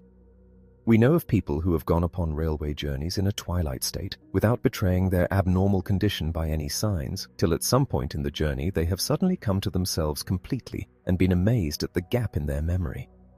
In the dream itself, accordingly, I was declaring myself to be one of these cases of automatisme ambulatoire. Analysis made it possible to find another solution.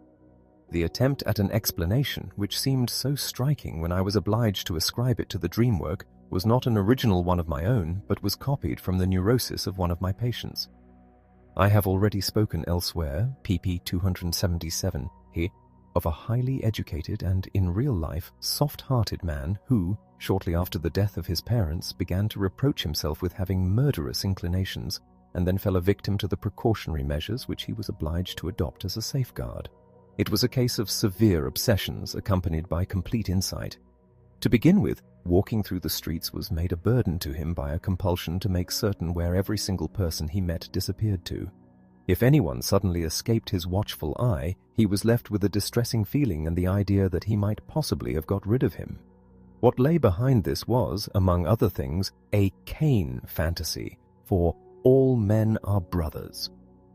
Owing to the impossibility of carrying out this task, he gave up going for walks and spent his life incarcerated between his own four walls. But reports of murders which had been committed outside were constantly being brought into his room by the newspapers, and his conscience suggested to him in the form of a doubt that he might be the wanted murderer. The certainty that he had in fact not left his house for weeks protected him from these charges for a while, till one day the possibility came into his head that he might have left his house while he was in an unconscious state, and have thus been able to commit the murder without knowing anything about it. From that time onwards, he locked the front door of the house and gave the key to his old housekeeper with strict instructions never to let it fall into his hands even if he asked for it. This, then, was the origin of my attempted explanation to the effect that I had changed carriages while I was in an unconscious state. It had been carried over ready-made into the dream from the material of the dream thoughts, and was evidently intended in the dream to serve the purpose of identifying me with the figure of this patient. My recollection of him had been aroused by an easy association. My last night journey a few weeks earlier had been made in the company of this very man. He was cured and was traveling with me into the provinces to visit his relatives who had sent for me. We had a compartment to ourselves. We left all the windows open all through the night and had a most entertaining time for as long as I stayed awake. I knew that the root of his illness had been hostile impulses against his father dating from his childhood and involving a sexual situation. Insofar, therefore, as I was identifying myself with him, I was seeking to confess to something analogous, and in fact the second scene of the dream ended in a somewhat extravagant fantasy that my two elderly traveling companions had treated me in such a standoffish way because my arrival had prevented the affectionate exchanges which they had planned for the night. This fantasy went back, however, to a scene of early childhood in which the child, probably driven by sexual curiosity, had forced his way into his parents' bedroom and been turned out of it by his father's orders. It is unnecessary, I think, to accumulate further examples. They would merely serve to confirm what we have gathered from those I have already quoted, that an act of judgment in a dream is only a repetition of some prototype in the dream thoughts. As a rule, the repetition is ill-applied and interpolated into an inappropriate context, but occasionally, as in our last instances, it is so neatly employed that to begin with it may give the impression of independent intellectual activity in the dream. From this point we might turn our attention to the psychical activity which, though it does not appear to accompany the construction of dreams invariably, yet, whenever it does so, is concerned to fuse together elements in a dream which are of a disparate origin into a whole which shall make sense and be without contradiction. Before approaching that subject, however, we are under an urgent necessity to consider the expressions of affect which occur in dreams and to compare them with the effects which analysis uncovers in the dream thoughts. H. Effects in dreams. A shrewd observation made by Streecker, 1879-51, has drawn our attention to the fact that the expression of affect in dreams cannot be dealt with in the same contemptuous fashion in which, after waking, we are accustomed to dismiss their content. If I am afraid of robbers in a dream, the robbers, it is true, are imaginary, but the fear is real. Seftopi 101. And this is equally true if I feel glad in a dream. Our feeling tells us that an affect experienced in a dream is in no way inferior to one of equal intensity experienced in waking life, and dreams insist with greater energy upon their right to be included among our real mental experiences in respect to their affective than in respect to their ideational content. In our waking state, however, we cannot in fact include them in this way because we cannot make any psychical assessment of an affect unless it is linked to a piece of ideational material. If the affect and the idea are incompatible in their character and intensity, our waking judgment is at a loss. It has always been a matter for surprise that in dreams the ideational content is not accompanied by the affective consequences that we should regard as inevitable in waking thought. Strumpel, 1877, 27f, declared that in dreams ideas are denuded of their psychical values, cf. ppm, 82f. But there is no lack in dreams of instances of a contrary kind where an intense expression of affect appears in connection with subject matter which seems to provide no occasion for any such expression. In a dream, I may be in a horrible, dangerous, and disgusting situation without feeling any fear or repulsion, while another time, on the contrary, I may be terrified at something harmless and delighted at something childish. This particular enigma of dream life vanishes more suddenly, perhaps, and more completely than any other as soon as we pass over from the manifest to the latent content of the dream. We need not bother about the enigma, since it no longer exists. Analysis shows us that the ideational material has undergone displacements and substitutions, whereas the affects have remained unaltered. It is small wonder that the ideational material, which has been changed by dream distortion, should no longer be compatible with the affect, which is retained unmodified. Nor is there anything left to be surprised at after analysis has put the right material back into its former position. In the case of a psychical complex which has come under the influence of the censorship imposed by resistance, the effects are the constituent which is least influenced and which alone can give us a pointer as to how we should fill in the missing thoughts. This is seen even more clearly in the psychoneuroses than in dreams. Their affects are always appropriate, at least in their quality, though we must allow for their intensity being increased owing to displacements of neurotic attention. If a hysteric is surprised at having to be so frightened of something trivial, or if a man suffering from obsessions is surprised at such distressing self-reproaches arising out of a mere nothing, they have both gone astray because they regard the ideational content, the triviality or the mere nothing, as what is essential, and they put up an unsuccessful fight because they take this ideational content as the starting point of their thought activity. Psychoanalysis can put them upon the right path by recognizing the affect as being on the contrary justified and by seeking out the idea which belongs to it, but has been repressed and replaced by a substitute. A necessary premise to all this is that the release of affect and the ideational content do not constitute the indissoluble organic unity as which we are in the habit of treating them, but that these two separate entities may be merely soldered together and can thus be detached from each other by analysis. Dream interpretation shows that this is in fact the case. I shall begin by giving an example in which analysis explained the apparent absence of affect in a case where the ideational content should have necessitated its release. She saw 3 lions in a desert, one of which was laughing, but she was not afraid of them. Afterwards, however, she must have run away from them, for she was trying to climb up a tree, but she found that her cousin, who was a French mistress, was up there already, etc. The analysis brought up the following material. The indifferent precipitating cause of the dream was a sentence in her English composition. The mane is the ornament of the lion. Her father wore a beard which framed his face like a mane. Her English mistress was called Miss Lyons. An acquaintance had sent her the ballads of Lou, the German word for lion. These, then, were the 3 lions. Why should she be afraid of them? She had read a story in which a Negro, who had stirred up his companions to revolt, was hunted with bloodhounds and climbed up a tree to save himself. She went on, in the highest spirits, to produce a number of fragmentary recollections, such as the advice on how to catch lions from Fliegende Blätter. Take a desert and put it through a sieve, and the lions will be left over. And again, the highly amusing but not very proper anecdote of an official who was asked why he did not take more trouble to ingratiate himself with the head of his department, and replied that he had tried to make his way in, but his superior was up there already. The whole material became intelligible when it turned out that the lady had had a visit on the dream day from her husband's superior. He had been very polite to her and had kissed her hand, and she had not been in the least afraid of him, although he was a very big bug, in German, grosses Tier equals big animal, and played the part of a social lion in the capital of the country she came from.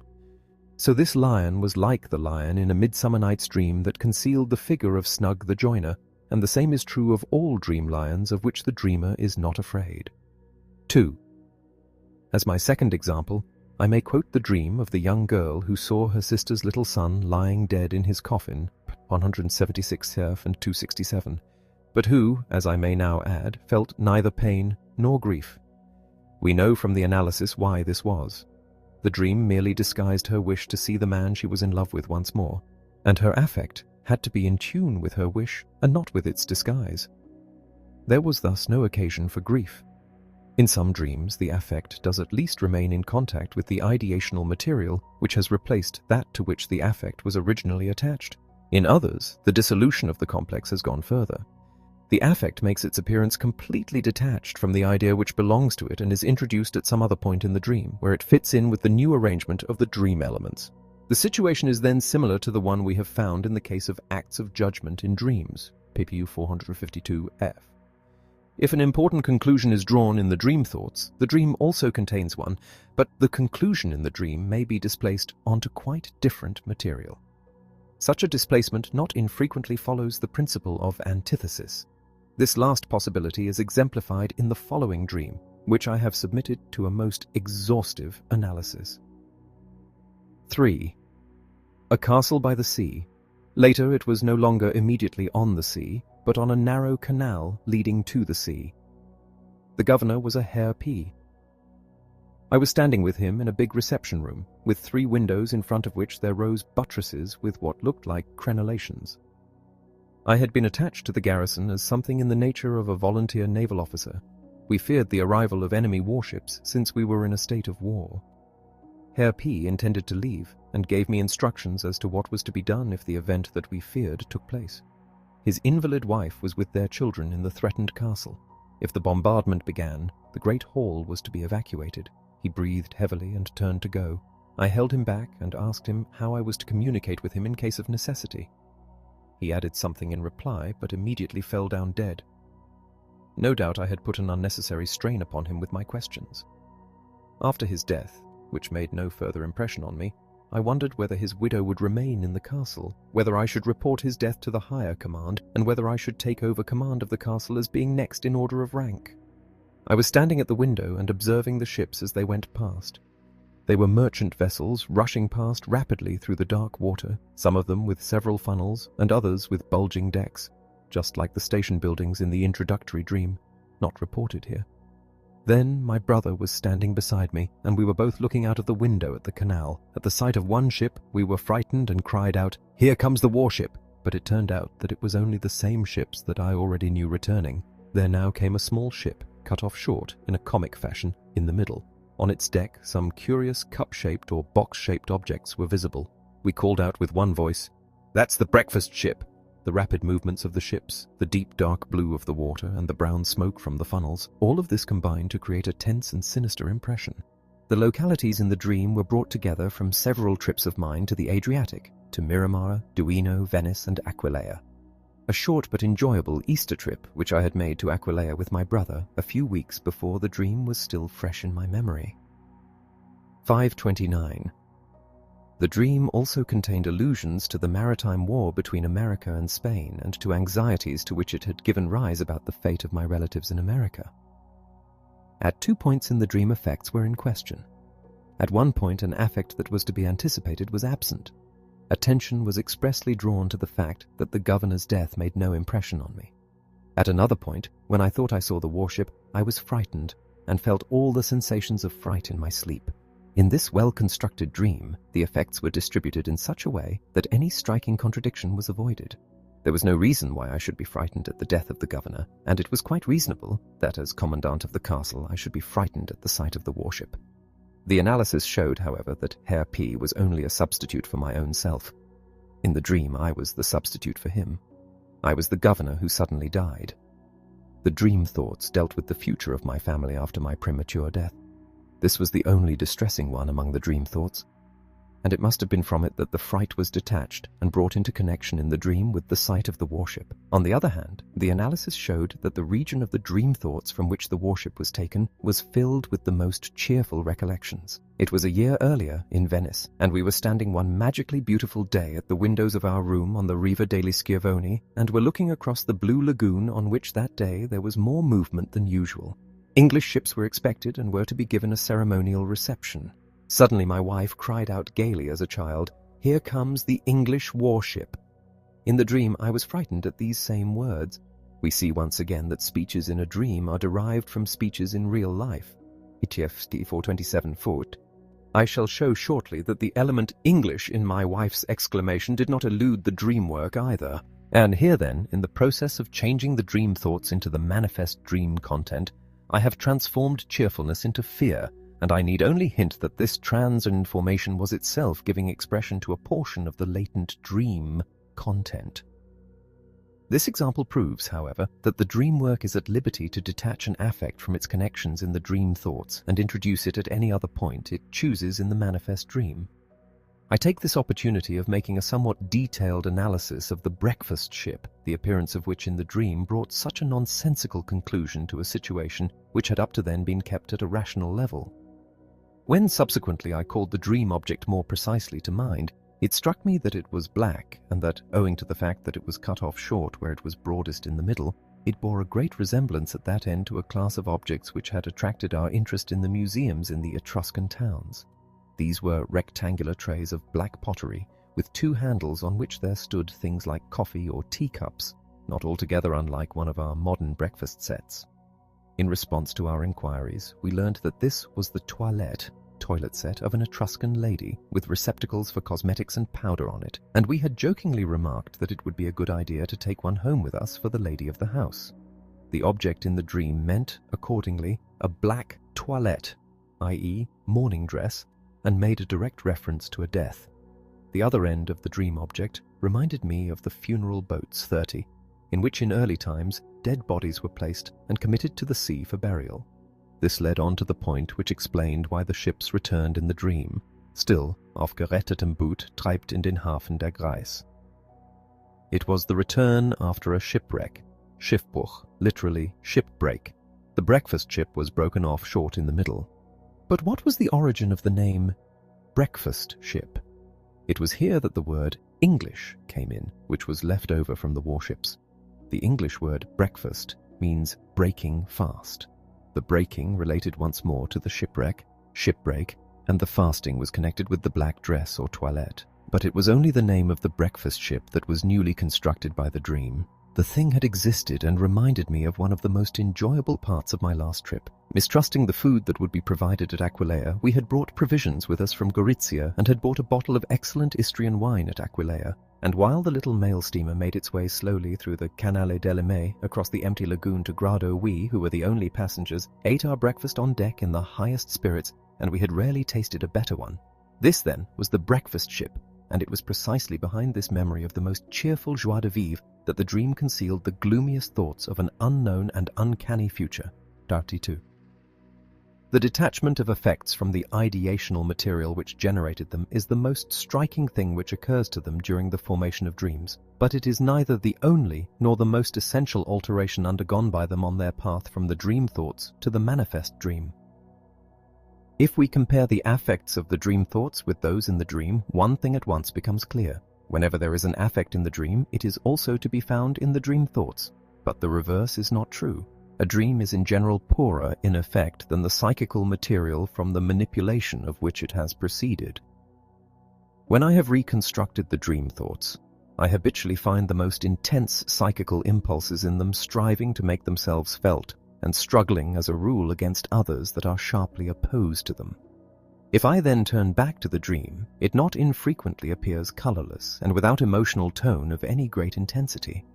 The dream work has reduced to a level of indifference not only the content, but often the emotional tone of my thoughts as well. It might be said that the dream work brings about a suppression of effects. Let us, for instance, take the dream of the botanical monograph, pp. 193f. The thoughts corresponding to it consisted of a passionately agitated plea on behalf of my liberty to act as I chose to act and to govern my life as seemed right to me and me alone. The dream that arose from them has an indifferent ring about it. I had written a monograph. It lay before me. It contained colored plates. Dried plants accompanied each copy. This reminds one of the peace that has descended upon a battlefield strewn with corpses. No trace is left of the struggle which raged over it. Things can be otherwise. Lively manifestations of affect can make their way into the dream itself. For the moment, however, I will dwell upon the incontestable fact that large numbers of dreams appear to be indifferent, whereas it is never possible to enter into the dream thoughts without being deeply moved. No complete theoretical explanation can here be given of this suppression of affect in the course of the dream work. It would require to be preceded by a most painstaking investigation of the theory of effects and of the mechanism of repression. Cf. pp. 600 ff. I will only permit myself a reference to 2 points. I am compelled, for other reasons, to picture the release of effects as a centrifugal process directed towards the interior of the body and analogous to the processes of motor and secretory innervation. 533. Now, just as in the state of sleep, the sending out of motor impulses towards the external world appears to be suspended, so it may be that the centrifugal calling up of effects by unconscious thinking may become more difficult during sleep. In that case, the affective impulses occurring during the course of the dream thoughts would from their very nature be weak impulses, and consequently those which found their way into the dream would be no less weak. On this view, then, the suppression of affect would not in any way be the consequence of the dream work, but would result from the state of sleep. This may be true, but it cannot be the whole truth. We must also bear in mind that any relatively complex dream turns out to be a compromise produced by a conflict between psychical forces. For one thing, the thoughts constructing the wish are obliged to struggle against the opposition of a censoring agency. And for another thing, we have often seen that in unconscious thinking itself, every train of thought is yoked with its contradictory opposite. Since all of these trains of thought are capable of carrying an affect, we shall by and large scarcely be wrong if we regard the suppression of affect as a consequence of the inhibition which these contraries exercise upon each other, and which the censorship exercises upon the impulsions suppressed by it. The inhibition of affect, accordingly, must be considered as the second consequence of the censorship of dreams, just as dream distortion is its first consequence. I will here give as an instance a dream in which the indifferent feeling, tone of the content of the dream can be explained by the antithesis between the dream thoughts. It is a short dream, which will fill every reader with disgust. A hill, on which there was something like an open-air closet. A very long seat with a large hole at the end of it. Its back edge was thickly covered with small heaps of feces of all sizes and degrees of freshness. There were bushes behind the seat. I micturated on the seat. A long stream of urine washed everything clean. The lumps of feces came away easily and fell into the opening. It was as though at the end there was still some left.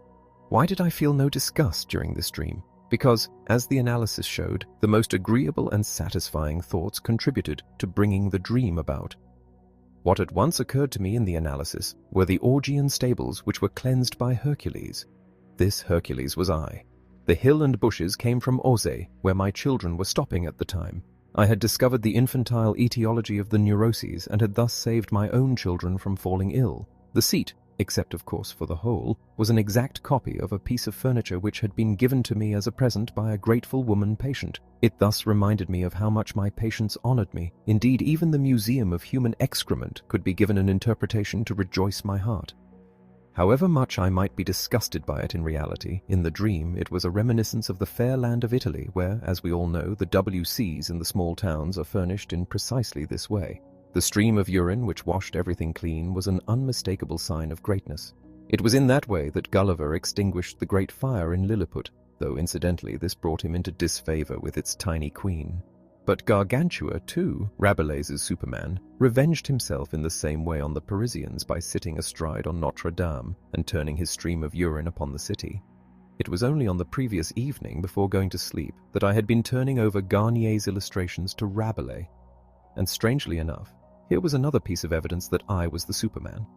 The platform of Notre Dame was my favorite resort in Paris. Every free afternoon I used to clamber about there on the towers of the church between the monsters and the devils. The fact that all the feces disappeared so quickly under the stream recalled the motto, Afflavit et dissipati sunt, which I intended one day to put at the head of a chapter upon the therapy of hysteria. And now for the true exciting cause of the dream. It had been a hot summer afternoon, and during the evening I had delivered my lecture on the connection between hysteria and the perversions, and everything I had had to say displeased me intensely and seemed to me completely devoid of any value. I was tired and felt no trace of enjoyment in my difficult work. I longed to be away from all this grubbing about in human dirt, and to be able to join my children and afterwards visit the beauties of Italy. In this mood I went from the lecture room to a cafe, where I had a modest snack in the open air, since I had no appetite for food. One of my audience, however, went with me, and he begged leave to sit by me while I drank my coffee and choked over my crescent roll. He began to flatter me, telling me how much he had learnt from me, how he looked at everything now with fresh eyes, how I had cleansed the Augean stables of errors and prejudices in my theory of the neuroses. He told me, in short, that I was a very great man. My mood fitted ill with this paean of praise. I fought against my feeling of disgust, went home early to escape from him, and before going to sleep turned over the pages of Rabelais and read one of Conrad Ferdinand Meyer's short stories, Die Leiden eines Knaben, A Boy's Sorrows. Such was the material out of which the dream emerged. Meyer's short story brought up in addition a recollection of scenes from my childhood. Thief, the last episode in the dream about Count Thun, p. 235f. The daytime mood of revulsion and disgust persisted into the dream insofar as it was able to provide almost the entire material of its manifest content. But during the night, a contrary mood of powerful and even exaggerated self-assertiveness arose and displaced the former one. The content of the dream had to find a form which would enable it to express both the delusions of inferiority and the megalomania in the same material. The compromise between them produced an ambiguous dream content, but it also resulted in an indifferent feeling tone owing to the mutual inhibition of these contrary impulses. According to the theory of wish fulfillment, this dream would not have become possible if the antithetical megalomany train of thought, which, it is true, was suppressed but had a pleasurable tone, had not emerged in addition to the feeling of disgust. For what is distressing may not be represented in a dream. Nothing in our dream thoughts which is distressing can force an entry into a dream unless it at the same time lends a disguise to the fulfillment of a wish. CEP 557f. There is yet another alternative way in which the dream work can deal with effects in the dream thoughts, in addition to allowing them through or reducing them to nothing. It can turn them into their opposite. We have already become acquainted with the interpretative rule according to which every element in a dream can, for purposes of interpretation, stand for its opposite just as easily as for itself. CP 34. We can never tell beforehand whether it stands for the one or for the other, only the context can decide. A suspicion of this truth has evidently found its way into popular consciousness. Dream books very often adopt the principle of contraries in their interpretation of dreams. This turning of a thing into its opposite is made possible by the intimate associative chain which links the idea of a thing with its opposite in our thoughts. Like any other kind of displacement, it can serve the ends of the censorship, but it is also frequently a product of wish fulfillment. For wish fulfillment consists in nothing else than a replacement of a disagreeable thing by its opposite. Just as ideas of things can make their appearance in dreams turned into their opposite, so too can the effects attaching to dream thoughts.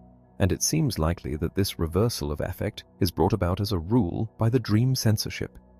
In social life, which has provided us with our familiar analogy with the dream censorship, we also make use of the suppression and reversal of affect principally for purposes of dissimulation. If I am talking to someone whom I am obliged to treat with consideration while wishing to say something hostile to him, it is almost more important that I should conceal any expression of my affect from him than that I should mitigate the verbal form of my thoughts.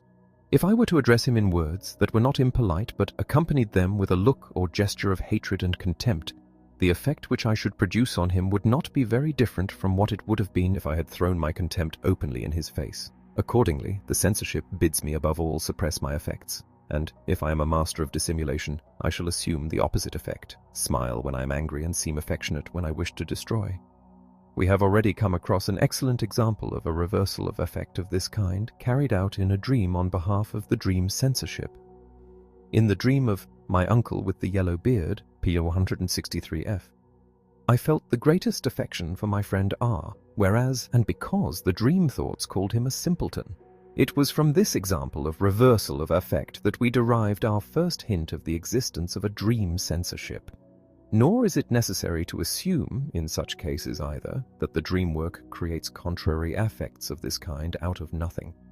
It finds them as a rule lying ready to hand in the material of the dream thoughts and merely intensifies them with the psychical force arising from a motive of defense till they can predominate for the purposes of dream formation. In the dream of my uncle, which I have just mentioned, the antithetical, affectionate effect probably arose from an infantile source, as was suggested by the later part of the dream. For the uncle-nephew relationship, owing to the peculiar nature of the earliest experiences of my childhood, fit as the analysis on pp433F and below, pp488, had become the source of all my friendships and all my hatreds. An excellent example of a reversal of affect of this kind, 135, will be found in a dream recorded by Ferenczi, 1916. An elderly gentleman was awakened one night by his wife, who had become alarmed because he was laughing so loudly and unrestrainedly in his sleep. Subsequently, the man reported that he had had the following dream. I was lying in bed, and a gentleman who was known to me entered the room. I tried to turn on the light, but was unable to. I tried over and over again, but in vain. Thereupon my wife got out of bed to help me, but she could not manage it either. But as she felt awkward in front of the gentleman owing to being en negligé, she finally gave it up and went back to bed. All of this was so funny that I couldn't help roaring with laughter at it. My wife said, "Why are you laughing? Why are you laughing?" But I only went on laughing till I woke up. Next day, the gentleman was very depressed and had a headache. So much laughing had upset him, he thought. The dream seems less amusing when it is considered analytically. The gentleman known to him, who entered the room, was, in the latent dream thoughts, the picture of death as the great unknown, a picture which had been called up in his mind during the previous day. The old gentleman, who suffered from arteriosclerosis, had had good reason the day before for thinking of dying. The unrestrained laughter took the place of sobbing and weeping at the idea that he must die. It was the light of life that he could no longer turn on. This gloomy thought may have been connected with attempts at copulation which he had made shortly before, but which had failed even with the help of his wife en negligé. He realized that he was already going downhill. The dream work succeeded in transforming the gloomy idea of impotence and death into a comic scene, and his sobs into laughter. There is one class of dreams which have a particular claim to be described as hypocritical, and which offer a hard test to the theory of wish fulfillment. My attention was drawn to them when Frau Dr. Monsieur Hilferding brought up the following record of a dream of Peter Rosiger's for discussion by the Vienna Psychoanalytical Society. Rosiger writes in his story, Fremdgemacht, 537. As a rule, I am a sound sleeper, but many a night I have lost my rest. For, along with my modest career as a student and man of letters, I have for many years dragged around with me, like a ghost from which I could not set myself free, the shadow of a tailor's life. It is not as though in the daytime I had reflected very often or very intensely on my past. One who had cast off the skin of a Philistine and was seeking to conquer earth and heaven had other things to do. Nor would I, when I was a dashing young fellow, have given more than a thought to my nightly dreams. Only later, when the habit had come to me of reflecting upon everything, or when the Philistine within me began to stir a trifle, did I ask myself why it should be that if I dreamt at all, I was always a journeyman tailor, and that I spent so long a time as such with my master and worked without pay in his workshop. I knew well enough, as I sat like that beside him, sewing and ironing, that my right place was no longer there, and that as a townsman I had other things to occupy me. But I was always on vacation, I was always having holidays, and so it was that I sat beside my master as his assistant. It often irked me, and I felt sad at the loss of time in which I might well have found better and more useful things to do. Now and then, when something went awry, I had to put up with a scolding from my master, though there was never any talk of wages. Often, as I sat there with bent back in the dark workshop, I thought of giving notice and taking my leave. Once I even did so, but my master paid no heed, and I was soon sitting beside him again and sewing. After such tedious hours, what a joy it was to wake, and I determined that if this persistent dream should come again, I would throw it from me with energy and call aloud, "This is mere hocus pocus. I am lying in bed and want to sleep." But next night I was once more sitting in the tailor's workshop, and so it went on for years with uncanny regularity. Now it happened once that my master and I were working at Alfelhofer's, the peasant in whose house I had worked when I was first apprenticed, and my master showed himself quite especially dissatisfied with my work. "I'd like to know where you're wool gathering," he said, and looked at me darkly. The most reasonable thing to do, I thought, would be to stand up and tell him that I was only with him to please him and then go off. But I did not do so. I made no objection when my master took on an apprentice and ordered me to make room for him on the bench. I moved into the corner and sewed. The same day another journeyman was taken on as well, a canting hypocrite. He was a Bohemian who had worked at our place 19 years before and had fallen into the brook once on his way back from the inn. When he looked for a seat, there was no more room.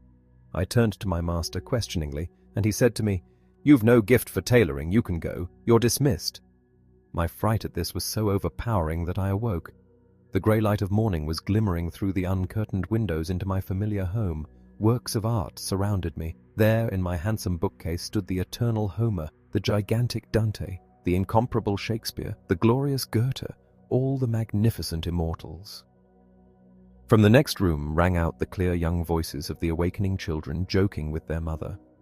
I felt as though I had found afresh this idyllically sweet, this peaceful, poetic, spiritual life in which I had so often and so deeply felt a meditative human happiness. Yet it vexed me that I had not been beforehand with my master in giving him notice, but had been dismissed by him. And how astonished I was! From the night on which my master dismissed me, I enjoyed peace. I dreamt no more of the tailoring days which lay so far back in my past, days which had been so cheerfully unassuming but had thrown such a long shadow over my later years.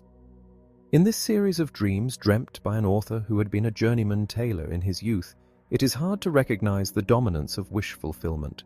All the dreamer's enjoyment lay in his daytime existence, whereas in his dreams he was still haunted by the shadow of an unhappy life from which he had at last escaped.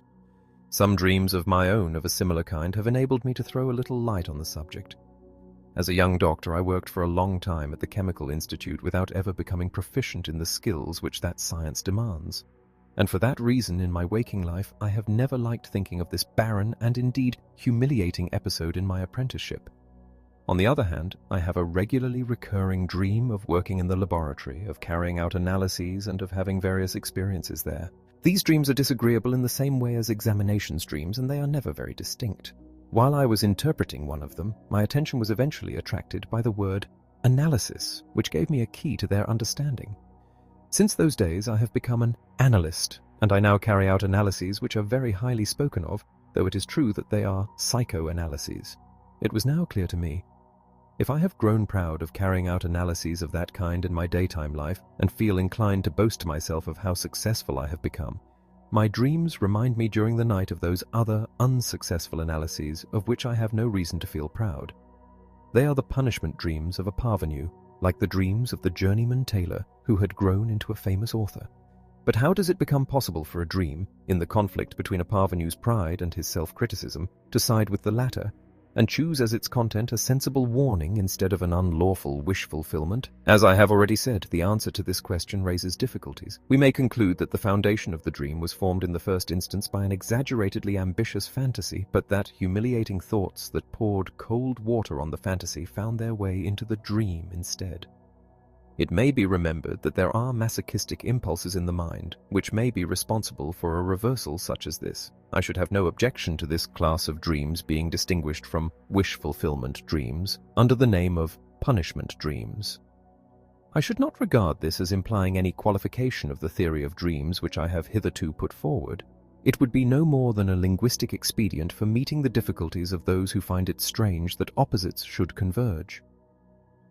But a closer examination of some of these dreams brings something more to light. In an indistinct part of the background of one of my laboratory dreams, I was of an age which placed me precisely in the gloomiest and most unsuccessful year of my medical career. I was still without a post and had no idea how I could earn my living, but at the same time, I suddenly discovered that I had a choice open to me between several women whom I might marry. So I was once more young, and more than everything, she was once more young, the woman who had shared all these difficult years with me. The unconscious instigator of the dream was thus revealed as one of the constantly gnawing wishes of a man who is growing older. The conflict raging in other levels of the mind between vanity and self-criticism had, it is true, determined the content of the dream, but it was only the more deeply rooted wish for youth that had made it possible for that conflict to appear as a dream. Even when we are awake, we sometimes say to ourselves, "Things are going very well today, and times were hard in the old days. All the same, it was lovely then. I was still young." Another group of dreams, 540, which I have often come across in myself and recognized as hypocritical, have as their content a reconciliation with people with whom friendly relations have long since ceased. In such cases, analysis habitually reveals some occasion which might urge me to abandon the last remnant of consideration for these former friends and to treat them as strangers or enemies. The dream, however, prefers to depict the opposite relationship, CFP 169. In forming any judgment upon dreams recorded by an imaginative writer, it is reasonable to suppose that he may have omitted from his account details in the content of the dream which he regards as unessential or distracting. His dreams will in that case raise problems which would be quickly solved if their content were reported in full. Otto Rank has pointed out to me that the Grimm's fairy tale of the Little Tailor, or Seven at a Blow, contains an exactly similar dream of a parvenu. The tailor, who has become a hero and the son-in-law of the king, dreams one night of his former handicraft as he lies beside his wife, the princess. She, becoming suspicious, posts armed guards the next night to listen to the dreamer's words and to arrest him. But the little tailor is warned and sees to it that his dream is corrected. The complicated process of elimination, diminution, and reversal, by means of which the affects in the dream thoughts are eventually turned into those in the dream, can be satisfactorily followed in suitable syntheses of dreams that have been completely analyzed. I will quote a few more examples of affects in dreams where some of the possibilities I have enumerated will be found realized. V. If we turn back to the dream about the strange task set me by old Brooker of making a dissection of my own pelvis, P459F, it will be recalled that in the dream itself I missed the gruesome feeling, grauen, appropriate to it. Now this was a wish fulfillment in more than one sense. The dissection meant the self-analysis which I was carrying out, as it were, in the publication of this present book about dreams, a process which had been so distressing to me in reality that I had postponed the printing of the finished manuscript for more than a year. A wish then arose that I might get over this feeling of distaste. Hence it was that I had no gruesome feeling, grauen, in the dream. But I should also have been very glad to miss growing grey, grauen in the other sense of the word. I was already growing quite grey, and the grey of my hair was another reminder that I must not delay any longer. And, as we have seen, the thought that I should have to leave it to my children to reach the goal of my difficult journey forced its way through to representation at the end of the dream. Let us next consider the two dreams in which an expression of satisfaction was transposed to the moment after waking. In the one case, the reason given for the satisfaction was an expectation that I should now discover what was meant by, "I've dreamt of that before," while the satisfaction really referred to the birth of my first children, Papa, 454 Art F.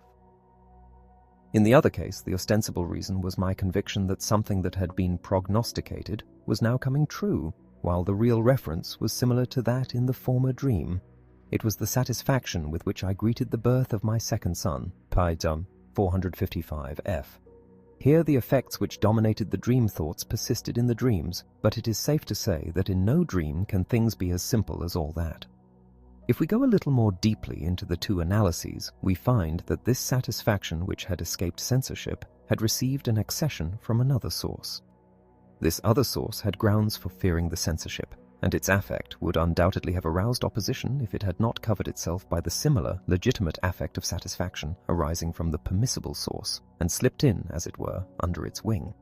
Unfortunately, I cannot demonstrate this in the actual case of these dreams, but an instance taken from another department of life will make my meaning clear. Let us suppose the following case. There is a person of my acquaintance whom I hate, so that I have a lively inclination to feel glad if anything goes wrong with him. But the moral side of my nature will not give way to this impulse. I do not dare to express a wish that he should be unlucky, and if he meets with some undeserved misfortune, I suppress my satisfaction at it and force myself to manifestations and thoughts of regret. Everyone must have found himself in this situation at some time or other. What now happens, however, is that the hated person, by a piece of misconduct of his own, involves himself in some well-deserved unpleasantness. When that happens, I may give free rein to my satisfaction that he has met with a just punishment, and in this I find myself in agreement with many other people who are impartial. I may observe, however, that my satisfaction seems more intense than that of these other people. It has received an accession from the source of my hatred, which till then has been prevented from producing its effect, but in the altered circumstances is no longer hindered from doing so. In social life, this occurs in general wherever antipathetic people or members of an unpopular minority put themselves in the wrong. Their punishment does not as a rule correspond to their wrongdoing, but to their wrongdoing plus the ill feeling directed against them which has previously been without any consequences. It is no doubt true that those who inflict the punishment are committing an injustice in this, but they are prevented from perceiving it by the satisfaction resulting from the removal of a suppression which has long been maintained within them. In cases such as this, the affect is justified in its quality but not in its amount, and self-criticism, which is set at rest on the one point, is only too apt to neglect examination of the second one. When once a door has been opened, it is easy for more people to push their way through it than there had originally been any intention of letting in. A striking feature in neurotic characters, the fact that a cause capable of releasing an affect is apt to produce in them a result which is qualitatively justified but quantitatively excessive, is to be explained along these same lines, insofar as it admits of any psychological explanation at all. The excess arises from sources of affect which had previously remained unconscious and suppressed. These sources have succeeded in setting up an associative link with the real releasing cause, and the desired path from the release of their own affect has been opened by the other source of affect, which is unobjectionable and legitimate. Our attention is thus drawn to the fact that in considering the suppressed and suppressing agencies, we must not regard their relation as being exclusively one of mutual inhibition. Just as much regard must be paid to cases in which the two agencies bring about a pathological effect by working side by side and by intensifying each other. Let us now apply these hints upon psychical mechanisms to an understanding of the expressions of affect in dreams. A satisfaction which is exhibited in a dream and can, of course, be immediately referred to its proper place in the dream thoughts, is not always completely elucidated by this reference alone. It is as a rule necessary to look for another source of it in the dream thoughts, a source which is under the pressure of the censorship. As a result of that pressure, this source would normally have produced, not satisfaction, but the contrary affect. Owing to the presence of the first source of affect, however, the second source is enabled to withdraw its affect of satisfaction from repression and allow it to act as an intensification of the satisfaction from the first source.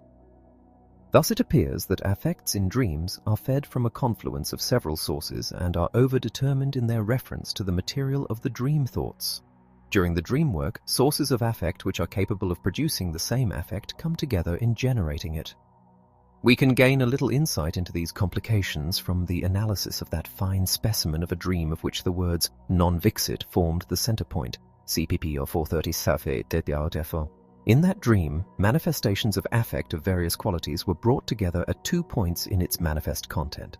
Hostile and distressing feelings, overcome by strange emotions were the words used in the dream itself, were piled up at the point at which I annihilated my opponent and friend with 2 words.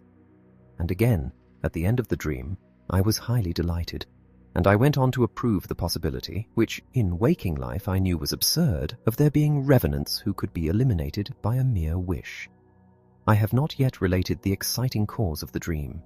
It was of great importance and led deep into an understanding of the dream. I had heard from my friend in Berlin, whom I have referred to as Fell, i.e. flies, that he was about to undergo an operation, and that I should get further news of his condition from some of his relatives in Vienna.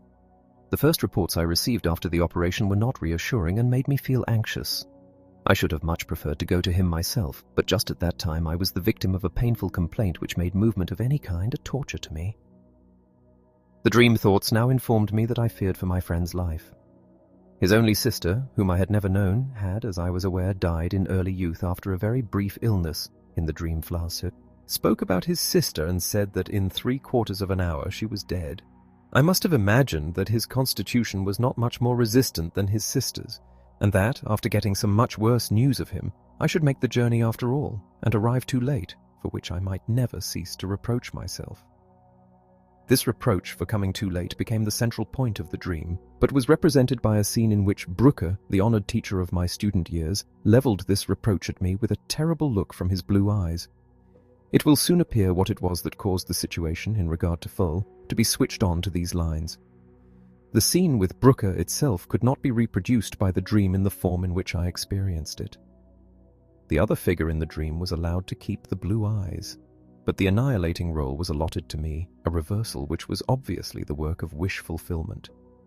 My anxiety about my friend's recovery, my self-reproaches for not going to see him, the shame I felt about this, he had come to Vienna to see me, unobtrusively, the need I felt to consider that I was excused by my illness, all of this combined to produce the emotional storm which was clearly perceived in my sleep, and which raged in this region of the dream thoughts. But there was something else in the exciting cause of the dream which had a quite opposite effect upon me. Along with the unfavorable reports during the first few days after the operation, I was given a warning not to discuss the matter with anyone. I had felt offended by this because it implied an unnecessary distrust of my discretion. I was quite aware that these instructions had not emanated from my friend, but were due to tactlessness or over-anxiety on the part of the intermediary, but I was very disagreeably affected by the veiled reproach because it was not wholly without justification. As we all know, it is only reproaches which have something in them that stick. It is only they that upset us. What I have in mind does not relate, it is true, to this friend, but to a much earlier period of my life. On that occasion, I caused trouble between two friends, both of whom had chosen to honor me too with that name, by quite unnecessarily telling one of them in the course of conversation what the other had said about him. At that time, too, reproaches had been leveled at me, and they were still in my memory. One of the two friends concerned was Professor Fleischl. I may describe the other by his first name of Joseph, which was also that of P, my friend and opponent in the dream. The reproach of being unable to keep anything to myself was attested in the dream by the element unobtrusive, and by Full's question as to how much I had told P about his affairs. But it was the intervention of this memory, of my early indiscretion and its consequences, that transported the reproach against me for coming too late from the present time to the period at which I had worked in Brücke's laboratory. And, by turning the second person in the scene of annihilation in the dream into a Joseph, I made the scene represent not only the reproach against me for coming too late, but also the far more strongly repressed reproach that I was unable to keep a secret. Here, the processes of condensation and displacement at work in the dream, as well as the reasons for them, are strikingly visible. My present-day anger, which was only slight over the warning I had been given not to give anything away about Full's illness, received reinforcements from sources in the depth of my mind and thus swelled into a current of hostile feelings against persons of whom I was in reality fond. The source of this reinforcement flowed from my childhood. I have already shown, pp. 433f, how my warm friendships as well as my enmities with contemporaries went back to my relations in childhood with a nephew who was a year my senior, how he was my superior, how I early learned to defend myself against him, how we were inseparable friends, and how, according to the testimony of our elders, we sometimes fought with each other and made complaints to them about each other. All my friends have in a certain sense been reincarnations of this first figure, who früh sich einst dem trüben Blick gezeigt wohl. They have been revenants. My nephew himself reappeared in my boyhood, and at that time we acted the parts of Caesar and Brutus together. My emotional life has always insisted that I should have an intimate friend and a hated enemy. I have always been able to provide myself afresh with both, and it has not infrequently happened that the ideal situation of childhood has been so completely reproduced that friend and enemy have come together in a single individual, though not, of course, both at once or with constant oscillations, as may have been the case in my early childhood. I do not propose at this point to discuss how it is that in such circumstances as these, a recent occasion for the generation of an affect can hark back to an infantile situation and be replaced by that situation as far as the production of affect is concerned. See Paul 547. This question forms part of the psychology of unconscious thinking and would find its proper place in a psychological elucidation of the neuroses. For the purposes of dream interpretation, let us assume that a childhood memory arose or was constructed in fantasy with some such content as the following. The two children had a dispute about some object. What the object was may be left an open question, though the memory or pseudo-memory had a quite specific one in view. Each of them claimed to have got there before the other, and therefore to have a better right to it. They came to blows and might prevailed over right. On the evidence of the dream, I may myself have been aware that I was in the wrong. I myself noticed the mistake. However, this time I was the stronger and remained in possession of the field. The vanquished party hurried to his grandfather, my father, and complained about me, and I defended myself in the words which I know from my father's account. I hit him 'cause he hit me. This memory, or more probably fantasy, which came into my mind while I was analyzing the dream, without further evidence I myself could not tell how 555, constituted an intermediate element in the dream thoughts, which gathered up the emotions raging in them as a well collects the water that flows into it. From this point, the dream thoughts proceeded along some such lines as these. It serves you right if you had to make way for me. Why did you try to push me out of the way? I don't need you, I can easily find someone else to play with, and so on. These thoughts now entered upon the paths which led to their representation in the dream. There had been a time when I had had to reproach my friend Joseph P. for an attitude of this same kind. Ôte, toi que je m'y mette. He had followed in my footsteps as demonstrator in Brücke's laboratory, but promotion there was slow and tedious. Neither of Brücke's two assistants was inclined to budge from his place, and youth was impatient. My friend, who knew that he could not expect to live long, and whom no bonds of intimacy attached to his immediate superior, sometimes gave loud expression to his impatience, and since this superior, Fleischl, was seriously ill, P.'s wish to have him out of the way might have an uglier meaning than the mere hope for the man's promotion. Not unnaturally, a few years earlier, I myself had nourished a still livelier wish to fill a vacancy. Wherever there is rank and promotion, the way lies open for wishes that call for suppression. Shakespeare's Prince Hal could not, even at his father's sickbed, resist the temptation of trying on the crown. But, as was to be expected, the dream punished my friend, and not me, for this callous wish. As he was ambitious, I slew him.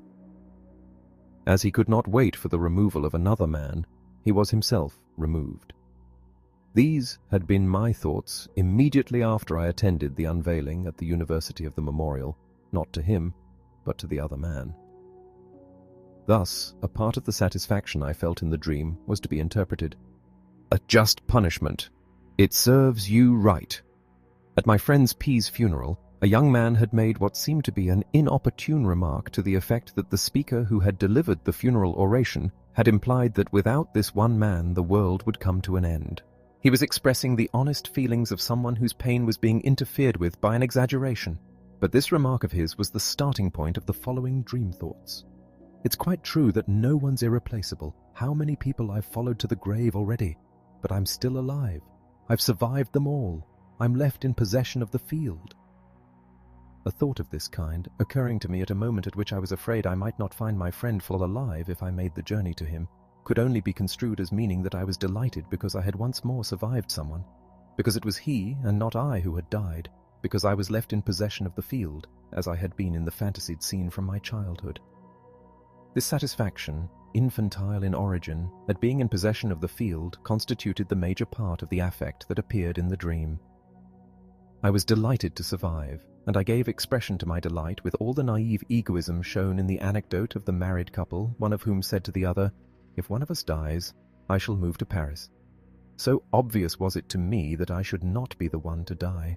It cannot be denied that to interpret and report one's dreams demands a high degree of self-discipline. One is bound to emerge as the only villain among the crowd of noble characters who share one's life. Thus it seemed to me quite natural that the revenants should only exist for just so long as one likes and should be removable at a wish. We have seen what my friend Joseph was punished for, but the revenants were a series of reincarnations of the friend of my childhood. It was therefore also a source of satisfaction to me that I had always been able to find successive substitutes for that figure, and I felt I should be able to find a substitute for the friend whom I was now on the point of losing. No one was irreplaceable. But what had become of the dream censorship?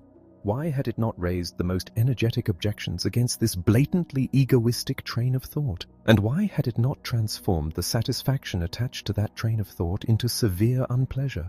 The explanation was, I think, that other, unobjectionable trains of thought in connection with the same people found simultaneous satisfaction and screened with their affect, the affect which arose from the forbidden infantile source. In another stratum of my thoughts, during the ceremonial unveiling of the memorial, I had reflected thus: what a number of valued friends I have lost, some through death, some through a breach of our friendship.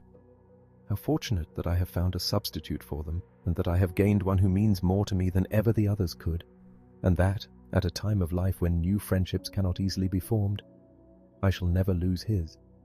My satisfaction at having found a substitute for these lost friends could be allowed to enter the dream without interference.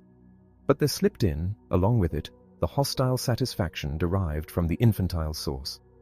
It is no doubt true that infantile affection served to reinforce my contemporary and justified affection, but infantile hatred, too, succeeded in getting itself represented. In addition to this, however, the dream contained a clear allusion to another train of thought which could legitimately lead to satisfaction. A short time before, after long expectation, a daughter had been born to my friend Flo. I was aware of how deeply he had mourned the sister he had so early lost, and I wrote and told him I was sure he would transfer the love he felt for her onto the child, and that the baby girl would allow him at last to forget his irreparable loss. Thus, this group of thoughts was connected once again with the intermediate thought in the latent content of the dream, p. 489, from which the associative paths diverged in contrary directions. No one is irreplaceable. There are nothing but revenants. All those we have lost come back. And now the associative links between the contradictory components of the dream thoughts were drawn closer by the chance fact that my friend's baby daughter had the same name as the little girl I used to play with as a child, who was of my age and the sister of my earliest friend and opponent. CP 43410. It gave me great satisfaction when I heard that the baby was to be called Pauline. And as an allusion to this coincidence, I had replaced one Joseph by another in the dream and found it impossible to suppress the similarity between the opening letters of the names Fleischl and Fell. From here my thoughts went on to the subject of the names of my own children. I had insisted on their names being chosen, not according to the fashion of the moment, but in memory of people I have been fond of. Their names made the children into revenants, and after all, I reflected, was not having children our only path to immortality? I have only a few more remarks to add on the subject of effect in dreams from another point of view. A dominating element in a sleeper's mind may be constituted by what we call a mood, or tendency to some affect, and this may then have a determining influence upon his dreams. A mood of this kind may arise from his experiences or thoughts during the preceding day, or its sources may be somatic. Cf. pp. 257f. In either case, it will be accompanied by the trains of thought appropriate to it. From the point of view of dream construction, it is a matter of indifference whether, as sometimes happens, these ideational contents of the dream thoughts determine the mood in a primary fashion, or whether they are themselves aroused secondarily by the dreamer's emotional disposition, which is in its turn to be explained on a somatic basis. In any case, the construction of dreams is subject to the condition that it can only represent something which is the fulfillment of a wish, and that it is only from wishes that it can derive its psychical motive force. A currently active mood is treated in the same way as a sensation arising and becoming currently active during sleep, CFP 254, which can be either disregarded or given a fresh interpretation in the sense of a wish fulfillment. Distressing moods during sleep can become the motive force of a dream by arousing energetic wishes which the dream is supposed to fulfill. The material to which moods are attached is worked over until it can be used to express the fulfillment of a wish. The more intense and dominating a part is played in the dream thoughts by the distressing mood, the more certain it becomes that the most strongly suppressed wishful impulses will make use of the opportunity in order to achieve representation. For since the unpleasure which they would otherwise necessarily produce themselves is already present, they find the harder part of their task, the task of forcing their way through to representation, already accomplished for them. Here once more we are brought up against the problem of anxiety dreams, and these, as we shall find, form a marginal case in the function of dreaming. F. Piece 579 F. I. Secondary Revision 447. And now at last we can turn to the fourth of the factors concerned in the construction of dreams. If we pursue our investigation of the content of dreams in the manner in which we have begun it, that is, by comparing conspicuous events in the dream content with their sources in the dream thoughts, we shall come upon elements the explanation of which calls for an entirely new assumption. What I have in mind are cases in which the dreamer is surprised, annoyed, or repelled in the dream, and, moreover, by a piece of the dream content itself. As I have shown in a number of instances in the last section, the majority of these critical feelings in dreams are not in fact directed against the content of the dream, but turn out to be portions of the dream thoughts which have been taken over and used to an appropriate end. But some material of this kind does not lend itself to this explanation. Its correlate in the material of the dream thoughts is nowhere to be found. What, for instance, is the meaning of a critical remark found so often in dreams? This is only a dream? See Passer 353. Here we have a genuine piece of criticism of the dream such as might be made in waking life. Quite frequently, too, it is actually a prelude to waking up. And still more frequently it has been preceded by some distressing feeling which is set at rest by the recognition that the state is one of dreaming. When the thought, "this is only a dream," occurs during a dream, it has the same purpose in view as when the words are pronounced on the stage by La Belle Hélène in Offenbach's comic opera of that name. 48. It is aimed at reducing the importance of what has just been experienced and at making it possible to tolerate what is to follow. It serves to lull a particular agency to sleep, which would have every reason at that moment to bestir itself and forbid the continuance of the dream or the scene in the opera. It is more comfortable, however, to go on sleeping and tolerate the dream, because after all, it is only a dream. In my view, the contemptuous, critical judgment, "it's only a dream," appears in a dream when the censorship, which is never quite asleep, feels that it has been taken unawares by a dream which has already been allowed through. It is too late to suppress it, and accordingly, the censorship uses these words to meet the anxiety of the distressing feeling aroused by it. The phrase is an example of esprit d'escalier on the part of the psychical censorship.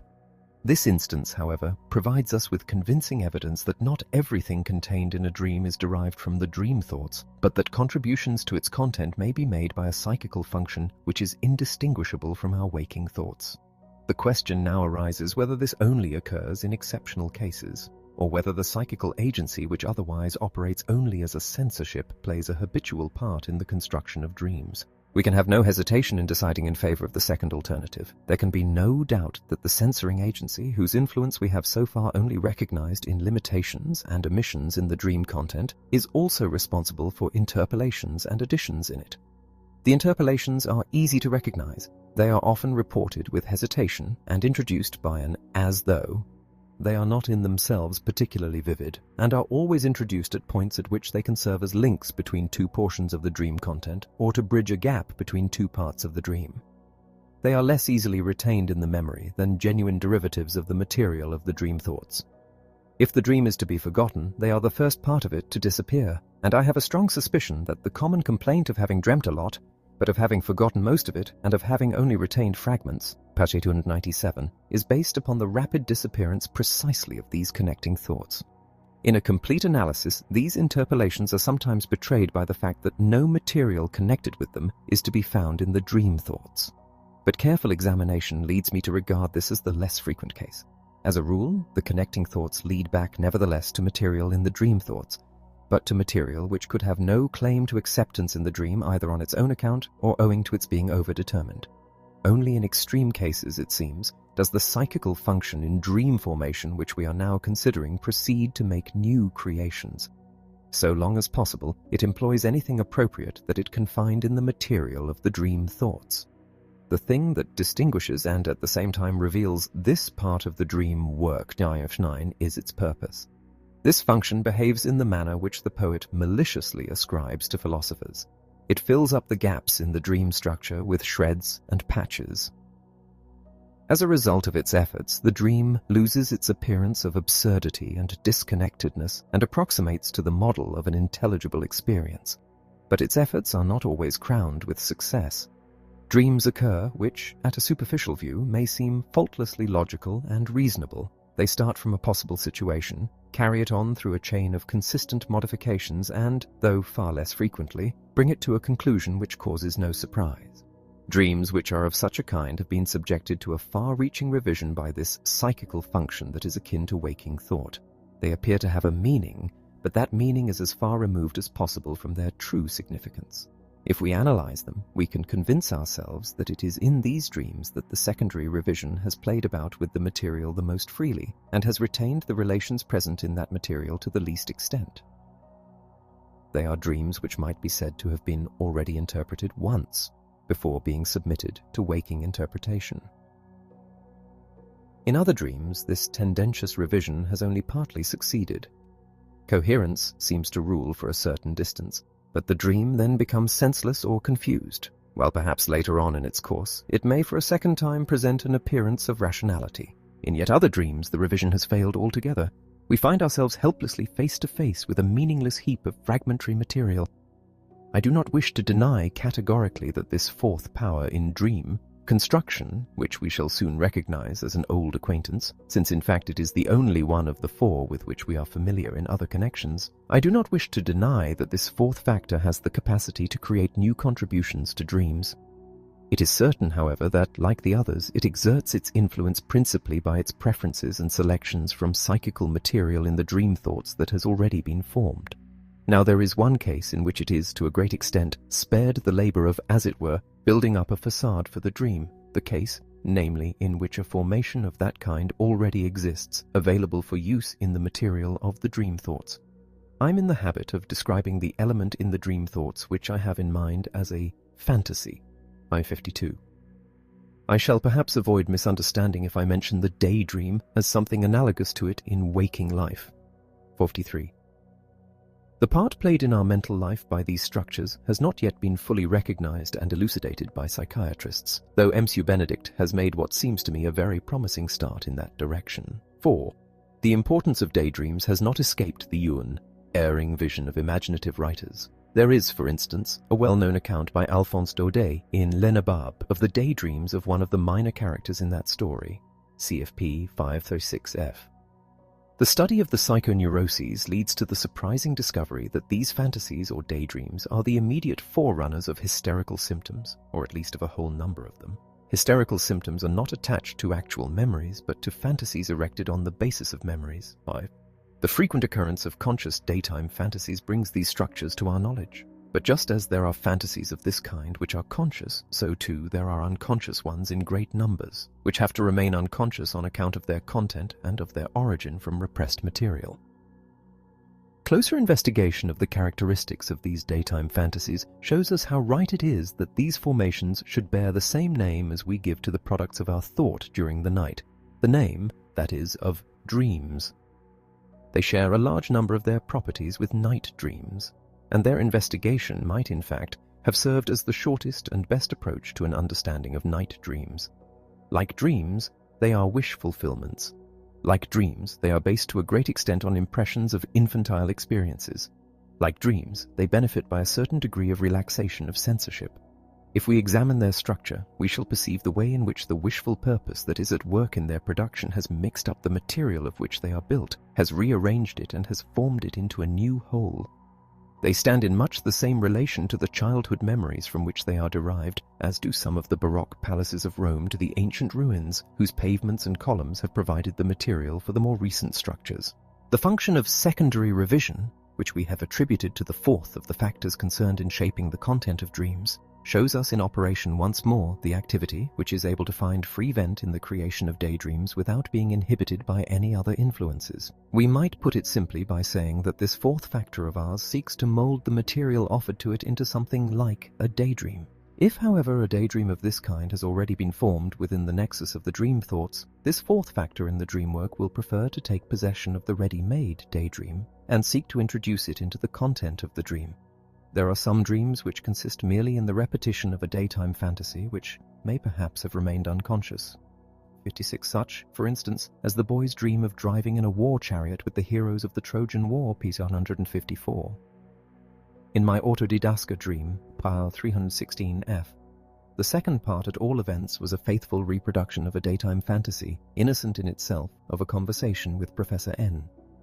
In view of the complicated conditions which a dream has to satisfy when it comes into existence, it happens more frequently that the ready-made fantasy forms only a portion of the dream, or that only a portion of the fantasy forces its way into the dream.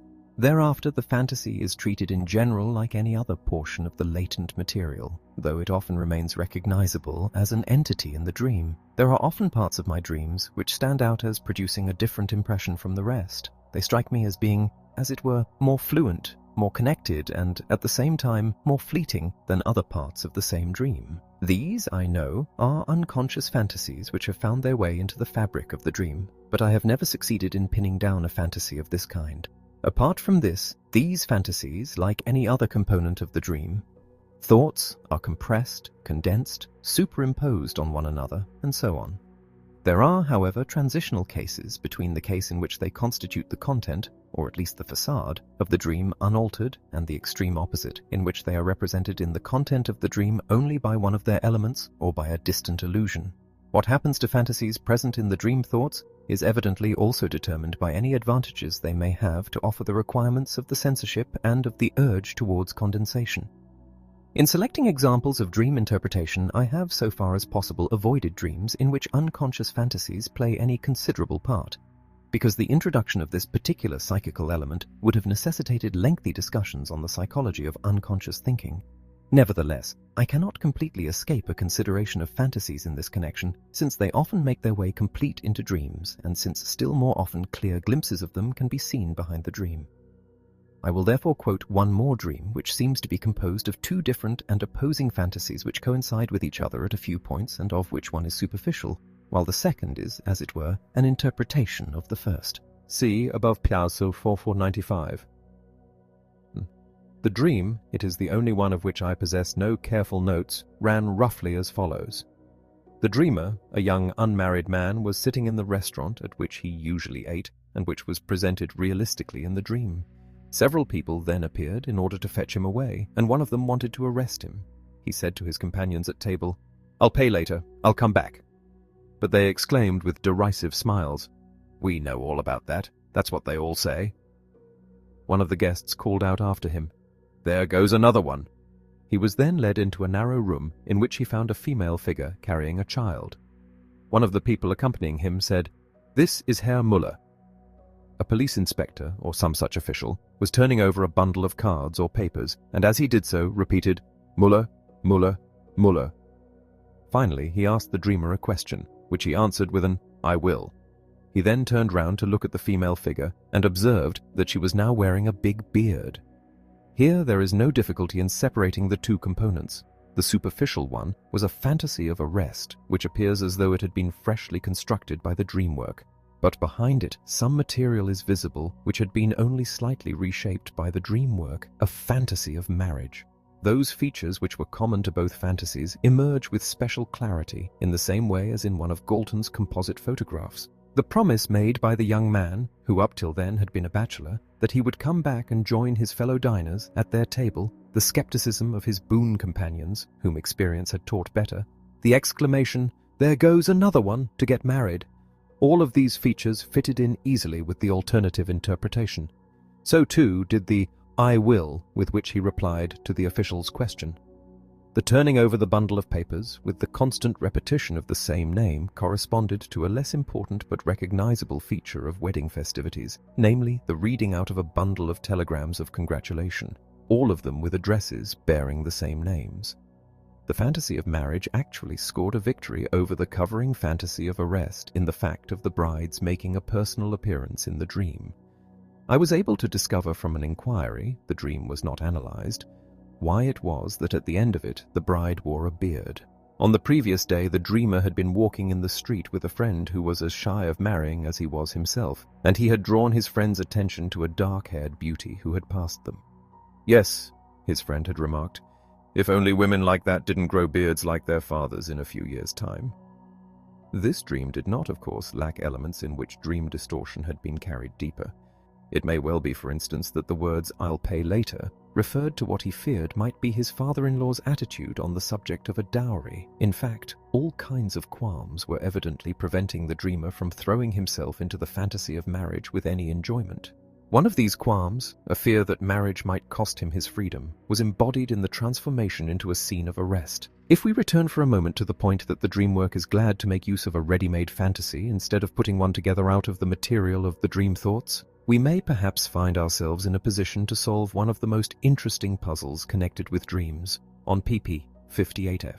I told the well-known anecdote of how Maury, having been struck in his sleep on the back of his neck by a piece of wood, woke up from a long dream which was like a full-length story set in the days of the French Revolution.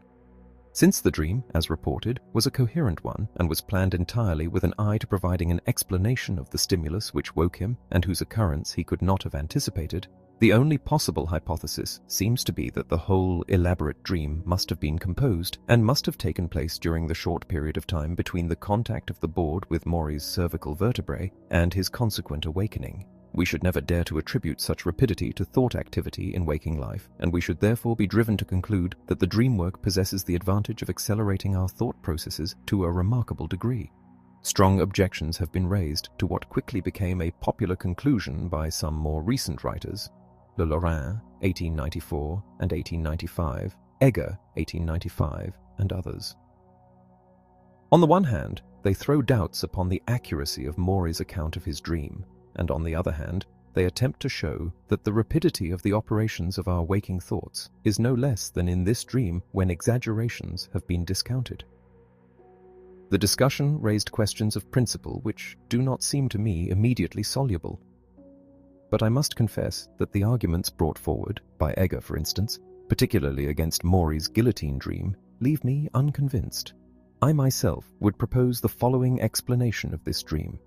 Is it so highly improbable that Maury's dream represents a fantasy which had been stored up, ready-made in his memory for many years and which was aroused, or I would rather say alluded to, at the moment at which he became aware of the stimulus which woke him? If this were so, we should have escaped the whole difficulty of understanding how such a long story with all its details could have been composed in the extremely short period of time which was at the dreamer's disposal, for the story would have been composed already. If the piece of wood had struck the back of Maury's neck while he was awake, there would have been an opportunity for some such thought as, "That's just like being guillotined." But since it was in his sleep that he was struck by the board, the dream work made use of the impinging stimulus in order rapidly to produce a wish fulfillment. It was as though it thought, this is to be taken purely figuratively, "Here's a good opportunity of realizing a wishful fantasy which was formed at such and such a time in the course of reading." It can hardly be disputed, I think, that the dream story was precisely of a sort likely to be constructed by a young man under the influence of powerfully exciting impressions. Who, least of all, what Frenchman or student of the history of civilization, could fail to be gripped by narratives of the Reign of Terror, when the men and women of the aristocracy, the flower of the nation, showed that they could die with a cheerful mind and could retain the liveliness of their wit and the elegance of their manners till the very moment of the fatal summons? How tempting for a young man to plunge into all this in his imagination, to picture himself bidding a lady farewell, kissing her hand and mounting the scaffold unafraid. Or, if ambition were the prime motive of the fantasy, how tempting for him to take the place of one of those formidable figures who, by the power alone of their thoughts and flaming eloquence, ruled the city in which the heart of humanity beat convulsively in those days, who were led by their convictions to send thousands of men to their death and who prepared the way for the transformation of Europe, while all the time their own heads were insecure and destined to fall one day beneath the knife of the guillotine. How tempting to picture himself as one of the Girondists, perhaps, or as the heroic Danton. There is one feature in Maury's recollection of the dream, his being led to the place of execution, surrounded by an immense mob, which seems to suggest that his fantasy was in fact of this ambitious type. Nor is it necessary that this long-prepared fantasy should have been gone through during sleep. It would have been sufficient for it to be merely touched on. What I mean is this. If a few bars of music are played and someone comments that it is from Mozart's Figaro, as happens in Don Giovanni, a number of recollections are roused in me all at once, none of which can enter my consciousness singly at the first moment.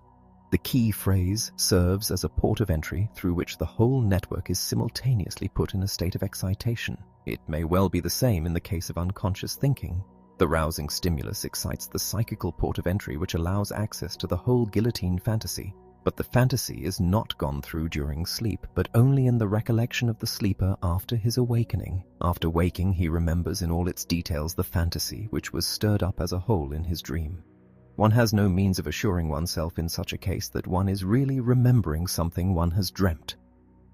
This same explanation, that it is a question of ready-made fantasies which are brought into excitation as a whole by the rousing stimulus, can be applied to other dreams which are focused upon a rousing stimulus, such for instance as Napoleon's battle dream before the explosion of the infernal machine P-58 and 252F. Among the dreams, 158 collected by Justine Tobolska in her dissertation on the apparent passage of time in dreams, the most informative seems to me to be the one reported by Macario, 1857-46, as having been dreamt by a dramatic author, Casimir Bonjour. One evening, Bonjour wanted to attend the first performance of one of his pieces, but he was so fatigued that, as he was sitting behind the scenes, he dozed off just at the moment the curtain went up. During his sleep, he went through the whole 5 acts of the play and observed all the various signs of emotion shown by the audience during the different scenes. At the end of the performance, he was delighted to hear his name being shouted with the liveliest demonstrations of applause. Suddenly, he woke up. He could not believe either his eyes or his ears, for the performance had not gone beyond the first few lines of the first scene. He could not have been asleep for longer than 2 minutes. It is surely not too rash to suppose in the case of this dream that the dreamer's going through all 5 acts of the play and observing the attitude of the public to different passages in it need not have arisen from any fresh production of material during his sleep, but may have reproduced a piece of fantasy activity, in the sense I have described, which had already been completed. Tobolska, like other writers, emphasizes the fact that dreams with an accelerated passage of ideas have the common characteristic of seeming specially coherent, quite unlike other dreams, and that the recollection of them is summary, far more than detailed. This would indeed be a characteristic which ready-made fantasies of this kind, touched upon by the dream work, would be bound to possess, though this is a conclusion which the writers in question fail to draw. I do not assert, however, that all arousal dreams admit of this explanation, or that the problem of the accelerated passage of ideas in dreams can be entirely dismissed in this fashion. At this point, it is impossible to avoid considering the relation between this secondary revision of the content of dreams and the remaining factors of the dream work. Are we to suppose that what happens is that in the first instance the dream-constructing factors, the tendency towards condensation, the necessity for evading the censorship, and considerations of representability by the psychical means open to dreams, put together a provisional dream content out of the material provided, and that this content is subsequently recast so as to conform so far as possible to the demands of a second agency? This is scarcely probable. We must assume rather that from the very first the demands of this second factor constitute one of the conditions which the dream must satisfy, and that this condition, like those laid down by condensation, the censorship imposed by resistance and representability, operates simultaneously in a conducive and selective sense upon the mass of material present in the dream thoughts. In any case, however, of the 4 conditions for the formation of dreams, the one we have come to know last is the one whose demands appear to have the least cogent influence on dreams. The following consideration makes it highly probable that the psychical function which carries out what we have described as the secondary revision of the content of dreams is to be identified with the activity of our waking thought. Our waking, preconscious 559 thinking behaves towards any perceptual material with which it meets in just the same way in which the function we are considering behaves towards the content of dreams. It is the nature of our waking thought to establish order in material of that kind, to set up relations in it, and to make it conform to our expectations of an intelligible whole. Powers 60F and 76. In fact, we go too far in that direction. An adept in sleight of hand can trick us by relying upon this intellectual habit of ours. In our efforts at making an intelligible pattern of the sense impressions that are offered to us, we often fall into the strangest errors or even falsify the truth about the material before us. The evidences of this are too universally known for there to be any need to insist upon them further. In our reading, we pass over misprints which destroy the sense and have the illusion that what we are reading is correct. The editor of a popular French periodical is said to have made a bet that he would have the words "in front" or "behind" inserted by the printer in every sentence of a long article without a single one of his readers noticing it. He won his bet. Many years ago, I read in a newspaper a comic instance of a false connection. On one occasion, during a sitting of the French chamber, a bomb thrown by an anarchist exploded in the chamber itself, and Dupuis subdued the consequent panic with the courageous words, "La séance continue." The visitors in the gallery were asked to give their impressions as witnesses of the outrage. Among them were 2 men from the provinces. One of these said that it was true that he had heard a detonation at the close of one of the speeches, but had assumed that it was a parliamentary usage to fire a shot each time a speaker sat down. The second one, who had probably already heard several speeches, had come to the same conclusion, except that he supposed that a shot was only fired as a tribute to a particularly successful speech.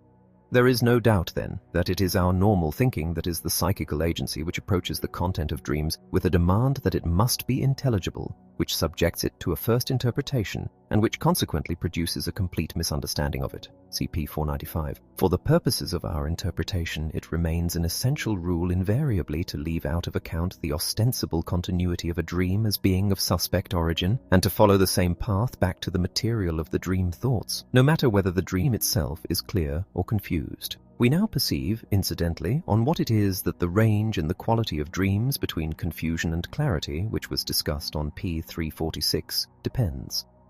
Those parts of a dream on which the secondary revision has been able to produce some effect are clear, while those parts on which its efforts have failed are confused. Since the confused parts of a dream are so often at the same time the less vivid parts, we may conclude that the secondary dream work is also to be held responsible for a contribution to the plastic intensity of the different dream elements.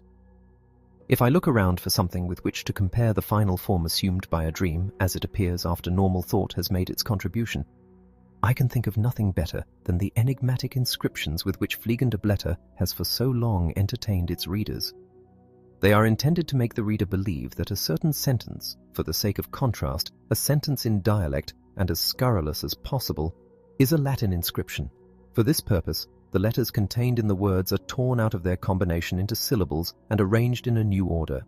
Here and there a genuine Latin word appears. At other points we seem to see abbreviations of Latin words before us, and at still other points in the inscription we may allow ourselves to be deceived into overlooking the senselessness of isolated letters by parts of the inscription seeming to be defaced or showing lacunae. If we are to avoid being taken in by the joke, we must disregard everything that makes it seem like an inscription, look firmly at the letters, pay no attention to their ostensible arrangement, and so combine them into words belonging to our own mother tongue.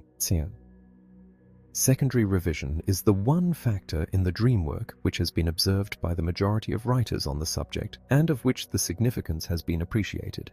Havelock Ellis, 1911, 10-11, has given an amusing account of its functioning. Sleeping consciousness we may even imagine as saying to itself in effect, "Here comes our master, waking consciousness, who attaches such mighty importance to reason and logic and so forth. Quick, gather things up, put them in order, any order will do, before he enters to take possession." The identity of its method of working with that of waking thought has been stated with particular clarity by Delacroix, 1904-926. Cette fonction d'interprétation n'est pas particulière au rêve. C'est le même travail de coordination logique que nous faisons sur nos sensations pendant la veille. 162, James Sully, 1893, 355-6, is of the same opinion. So too is Tobolska, 1993.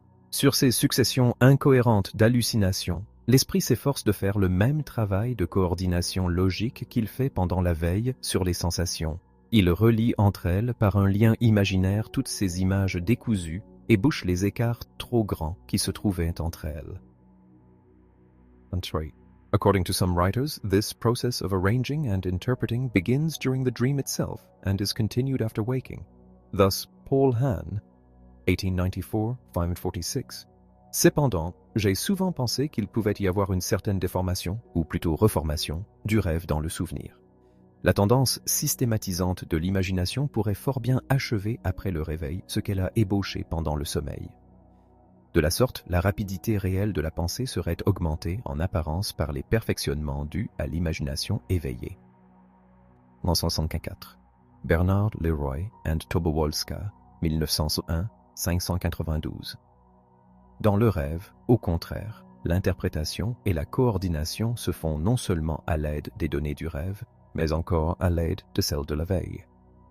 165. Inevitably, therefore, this one recognized factor in the formation of dreams has had its importance overestimated, so that it has been credited with the whole achievement of the creation of dreams. This act of creation, as Goblot, 1896, 288f, and still more Foucault, 1906, suppose, is performed at the moment of waking. For these two writers attribute to waking thought an ability to construct a dream out of the thoughts that emerge during sleep. Bernard Leroy and Tobolska, 1901, comment on this view. On a cru pouvoir placer le rêve au moment du réveil, et ils ont attribué à la pensée de la veille la fonction de construire le rêve avec les images présentes dans la pensée du sommeil. 166. From this discussion of secondary revision, I will go on to consider a further factor in the dream work which has recently been brought to light by some finely perceptive observations carried out by Herbert Silberer. As I have mentioned earlier, p. 358 VFF, Silberer has, as it were, caught in the very act the process of transforming thoughts into images, by forcing himself into intellectual activity while he was in a state of fatigue and drowsiness. At such moments, the thought with which he was dealing vanished, and was replaced by a vision which turned out to be a substitute for what were as a rule abstract thoughts, cf. the examples in the passage just referred to. Now it happened during these experiments that the image which arose, and which might be compared to an element of a dream, sometimes represented something other than the thought that was being dealt with, namely, the fatigue itself, the difficulty and unpleasure involved in the work. It represented, that is to say, the subjective state and mode of functioning of the person making the effort instead of the object of his efforts. Silberer described occurrences of this kind, which were very frequent in his case, as a functional phenomenon in contrast to the material phenomenon which would have been expected. For instance, one afternoon I was lying on my sofa feeling extremely sleepy. Nevertheless, I forced myself to think over a philosophical problem. I wanted to compare the views of Kant and Schopenhauer upon time. As a result of my drowsiness, I was unable to keep the arguments of both of them before my mind at once, which was necessary in order to make the comparison. After a number of vain attempts, I once more impressed Kant's deductions upon my mind with all the strength of my will, so that I might apply them to Schopenhauer's statement of the problem. I then directed my attention to the latter, but when I tried to turn back again to Kant, I found that his argument had once more escaped me, and I tried vainly to pick it up once more. This vain effort at recovering the Kant dossier, which was stored away somewhere in my head, was suddenly represented before my closed eyes as a concrete and plastic symbol, as though it were a dream picture. I was asking for information from a disobliging secretary who was bent over his writing table and refused to put himself out at my insistent demand.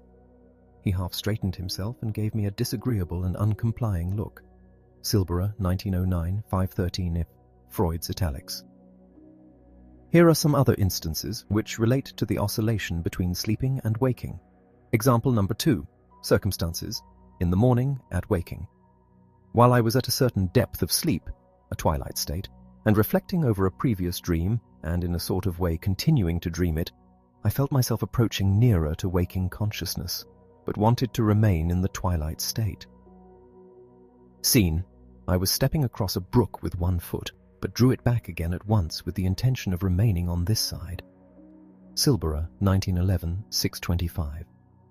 Example number 6. Conditions as in example number 4, in which he had wanted to lie in bed a little longer, though without oversleeping. I wanted to give way to sleep for a little longer. Scene. I was saying goodbye to someone and was arranging with him, or her, to meet him, or her, again soon. Ibid, 627. The functional phenomenon, the representation of a state instead of an object, was observed by Silberer principally in the two conditions of falling asleep and waking up. It is obvious that dream interpretation is only concerned with the latter case. Silberer has given examples which show convincingly that in many dreams, the last pieces of the manifest content, which are immediately followed by waking, represent nothing more nor less than an intention to wake or the process of waking. The representation may be in terms of such images as crossing a threshold, threshold symbolism, leaving one room and entering another, departure, homecoming, parting with a companion, diving into water, etc. I cannot, however, refrain from remarking that I have come across dream elements which can be related to threshold symbolism, whether in my own dreams or in those of subjects whom I have analyzed, far less frequently than Silberer's communications would have led one to expect. It is by no means inconceivable or improbable that this threshold symbolism might throw light upon some elements in the middle of the texture of dreams, in places, for instance, where there is a question of oscillations in the depth of sleep and of an inclination to break off the dream. Convincing instances of this, however, have not been produced. 7. What seem to occur more frequently are cases of overdetermination, in which a part of a dream which has derived its material content from the nexus of dream thoughts is employed to represent, in addition, some state of mental activity. This very interesting functional phenomenon of Silberer's has, through no fault of its discoverers, led to many abuses, for it has been regarded as lending support to the old inclination to give abstract and symbolic interpretations to dreams. The preference for the functional category is carried so far by some people that they speak of the functional phenomenon wherever intellectual activities or emotional processes occur in the dream. Thoughts. Although such material has neither more nor less right than any other kind to find its way into a dream as residues of the previous day. Via Puppy 236 and 3 and 421 Nen. We are ready to recognize the fact that Silberer's phenomena constitute a second contribution on the part of waking thought to the construction of dreams, though it is less regularly present and less significant than the first one, which has already been introduced under the name of secondary revision. It has been shown that a part of the attention which operates during the day continues to be directed towards dreams during the state of sleep, that it keeps a check on them and criticizes them and reserves the power to interrupt them. It has seemed plausible to recognize in the mental agency which thus remains awake the censor 568 to whom we have had to attribute such a powerful, restricting influence upon the form taken by dreams. What Silberer's observations have added to this is the fact that in certain circumstances a species of self-observation plays a part in this and makes a contribution to the content of the dream. The probable relations of this self-observing agency, which may be particularly prominent in philosophical minds, to endopsychic perception, to delusions of observation, to conscience, and to the censor of dreams, can be more appropriately treated elsewhere. 9. I will now try to sum up this lengthy disquisition on the dream work. We were faced by the question whether the mind employs the whole of its faculties without reserve in constructing dreams, or only a functionally restricted fragment of them. Our investigations led us to reject entirely the form in which the question was framed as being inadequate to the circumstances. If, however, we had to reply to the question on the basis of the terms in which it was stated, we should be obliged to reply in the affirmative to both the alternatives, mutually exclusive though they appear to be.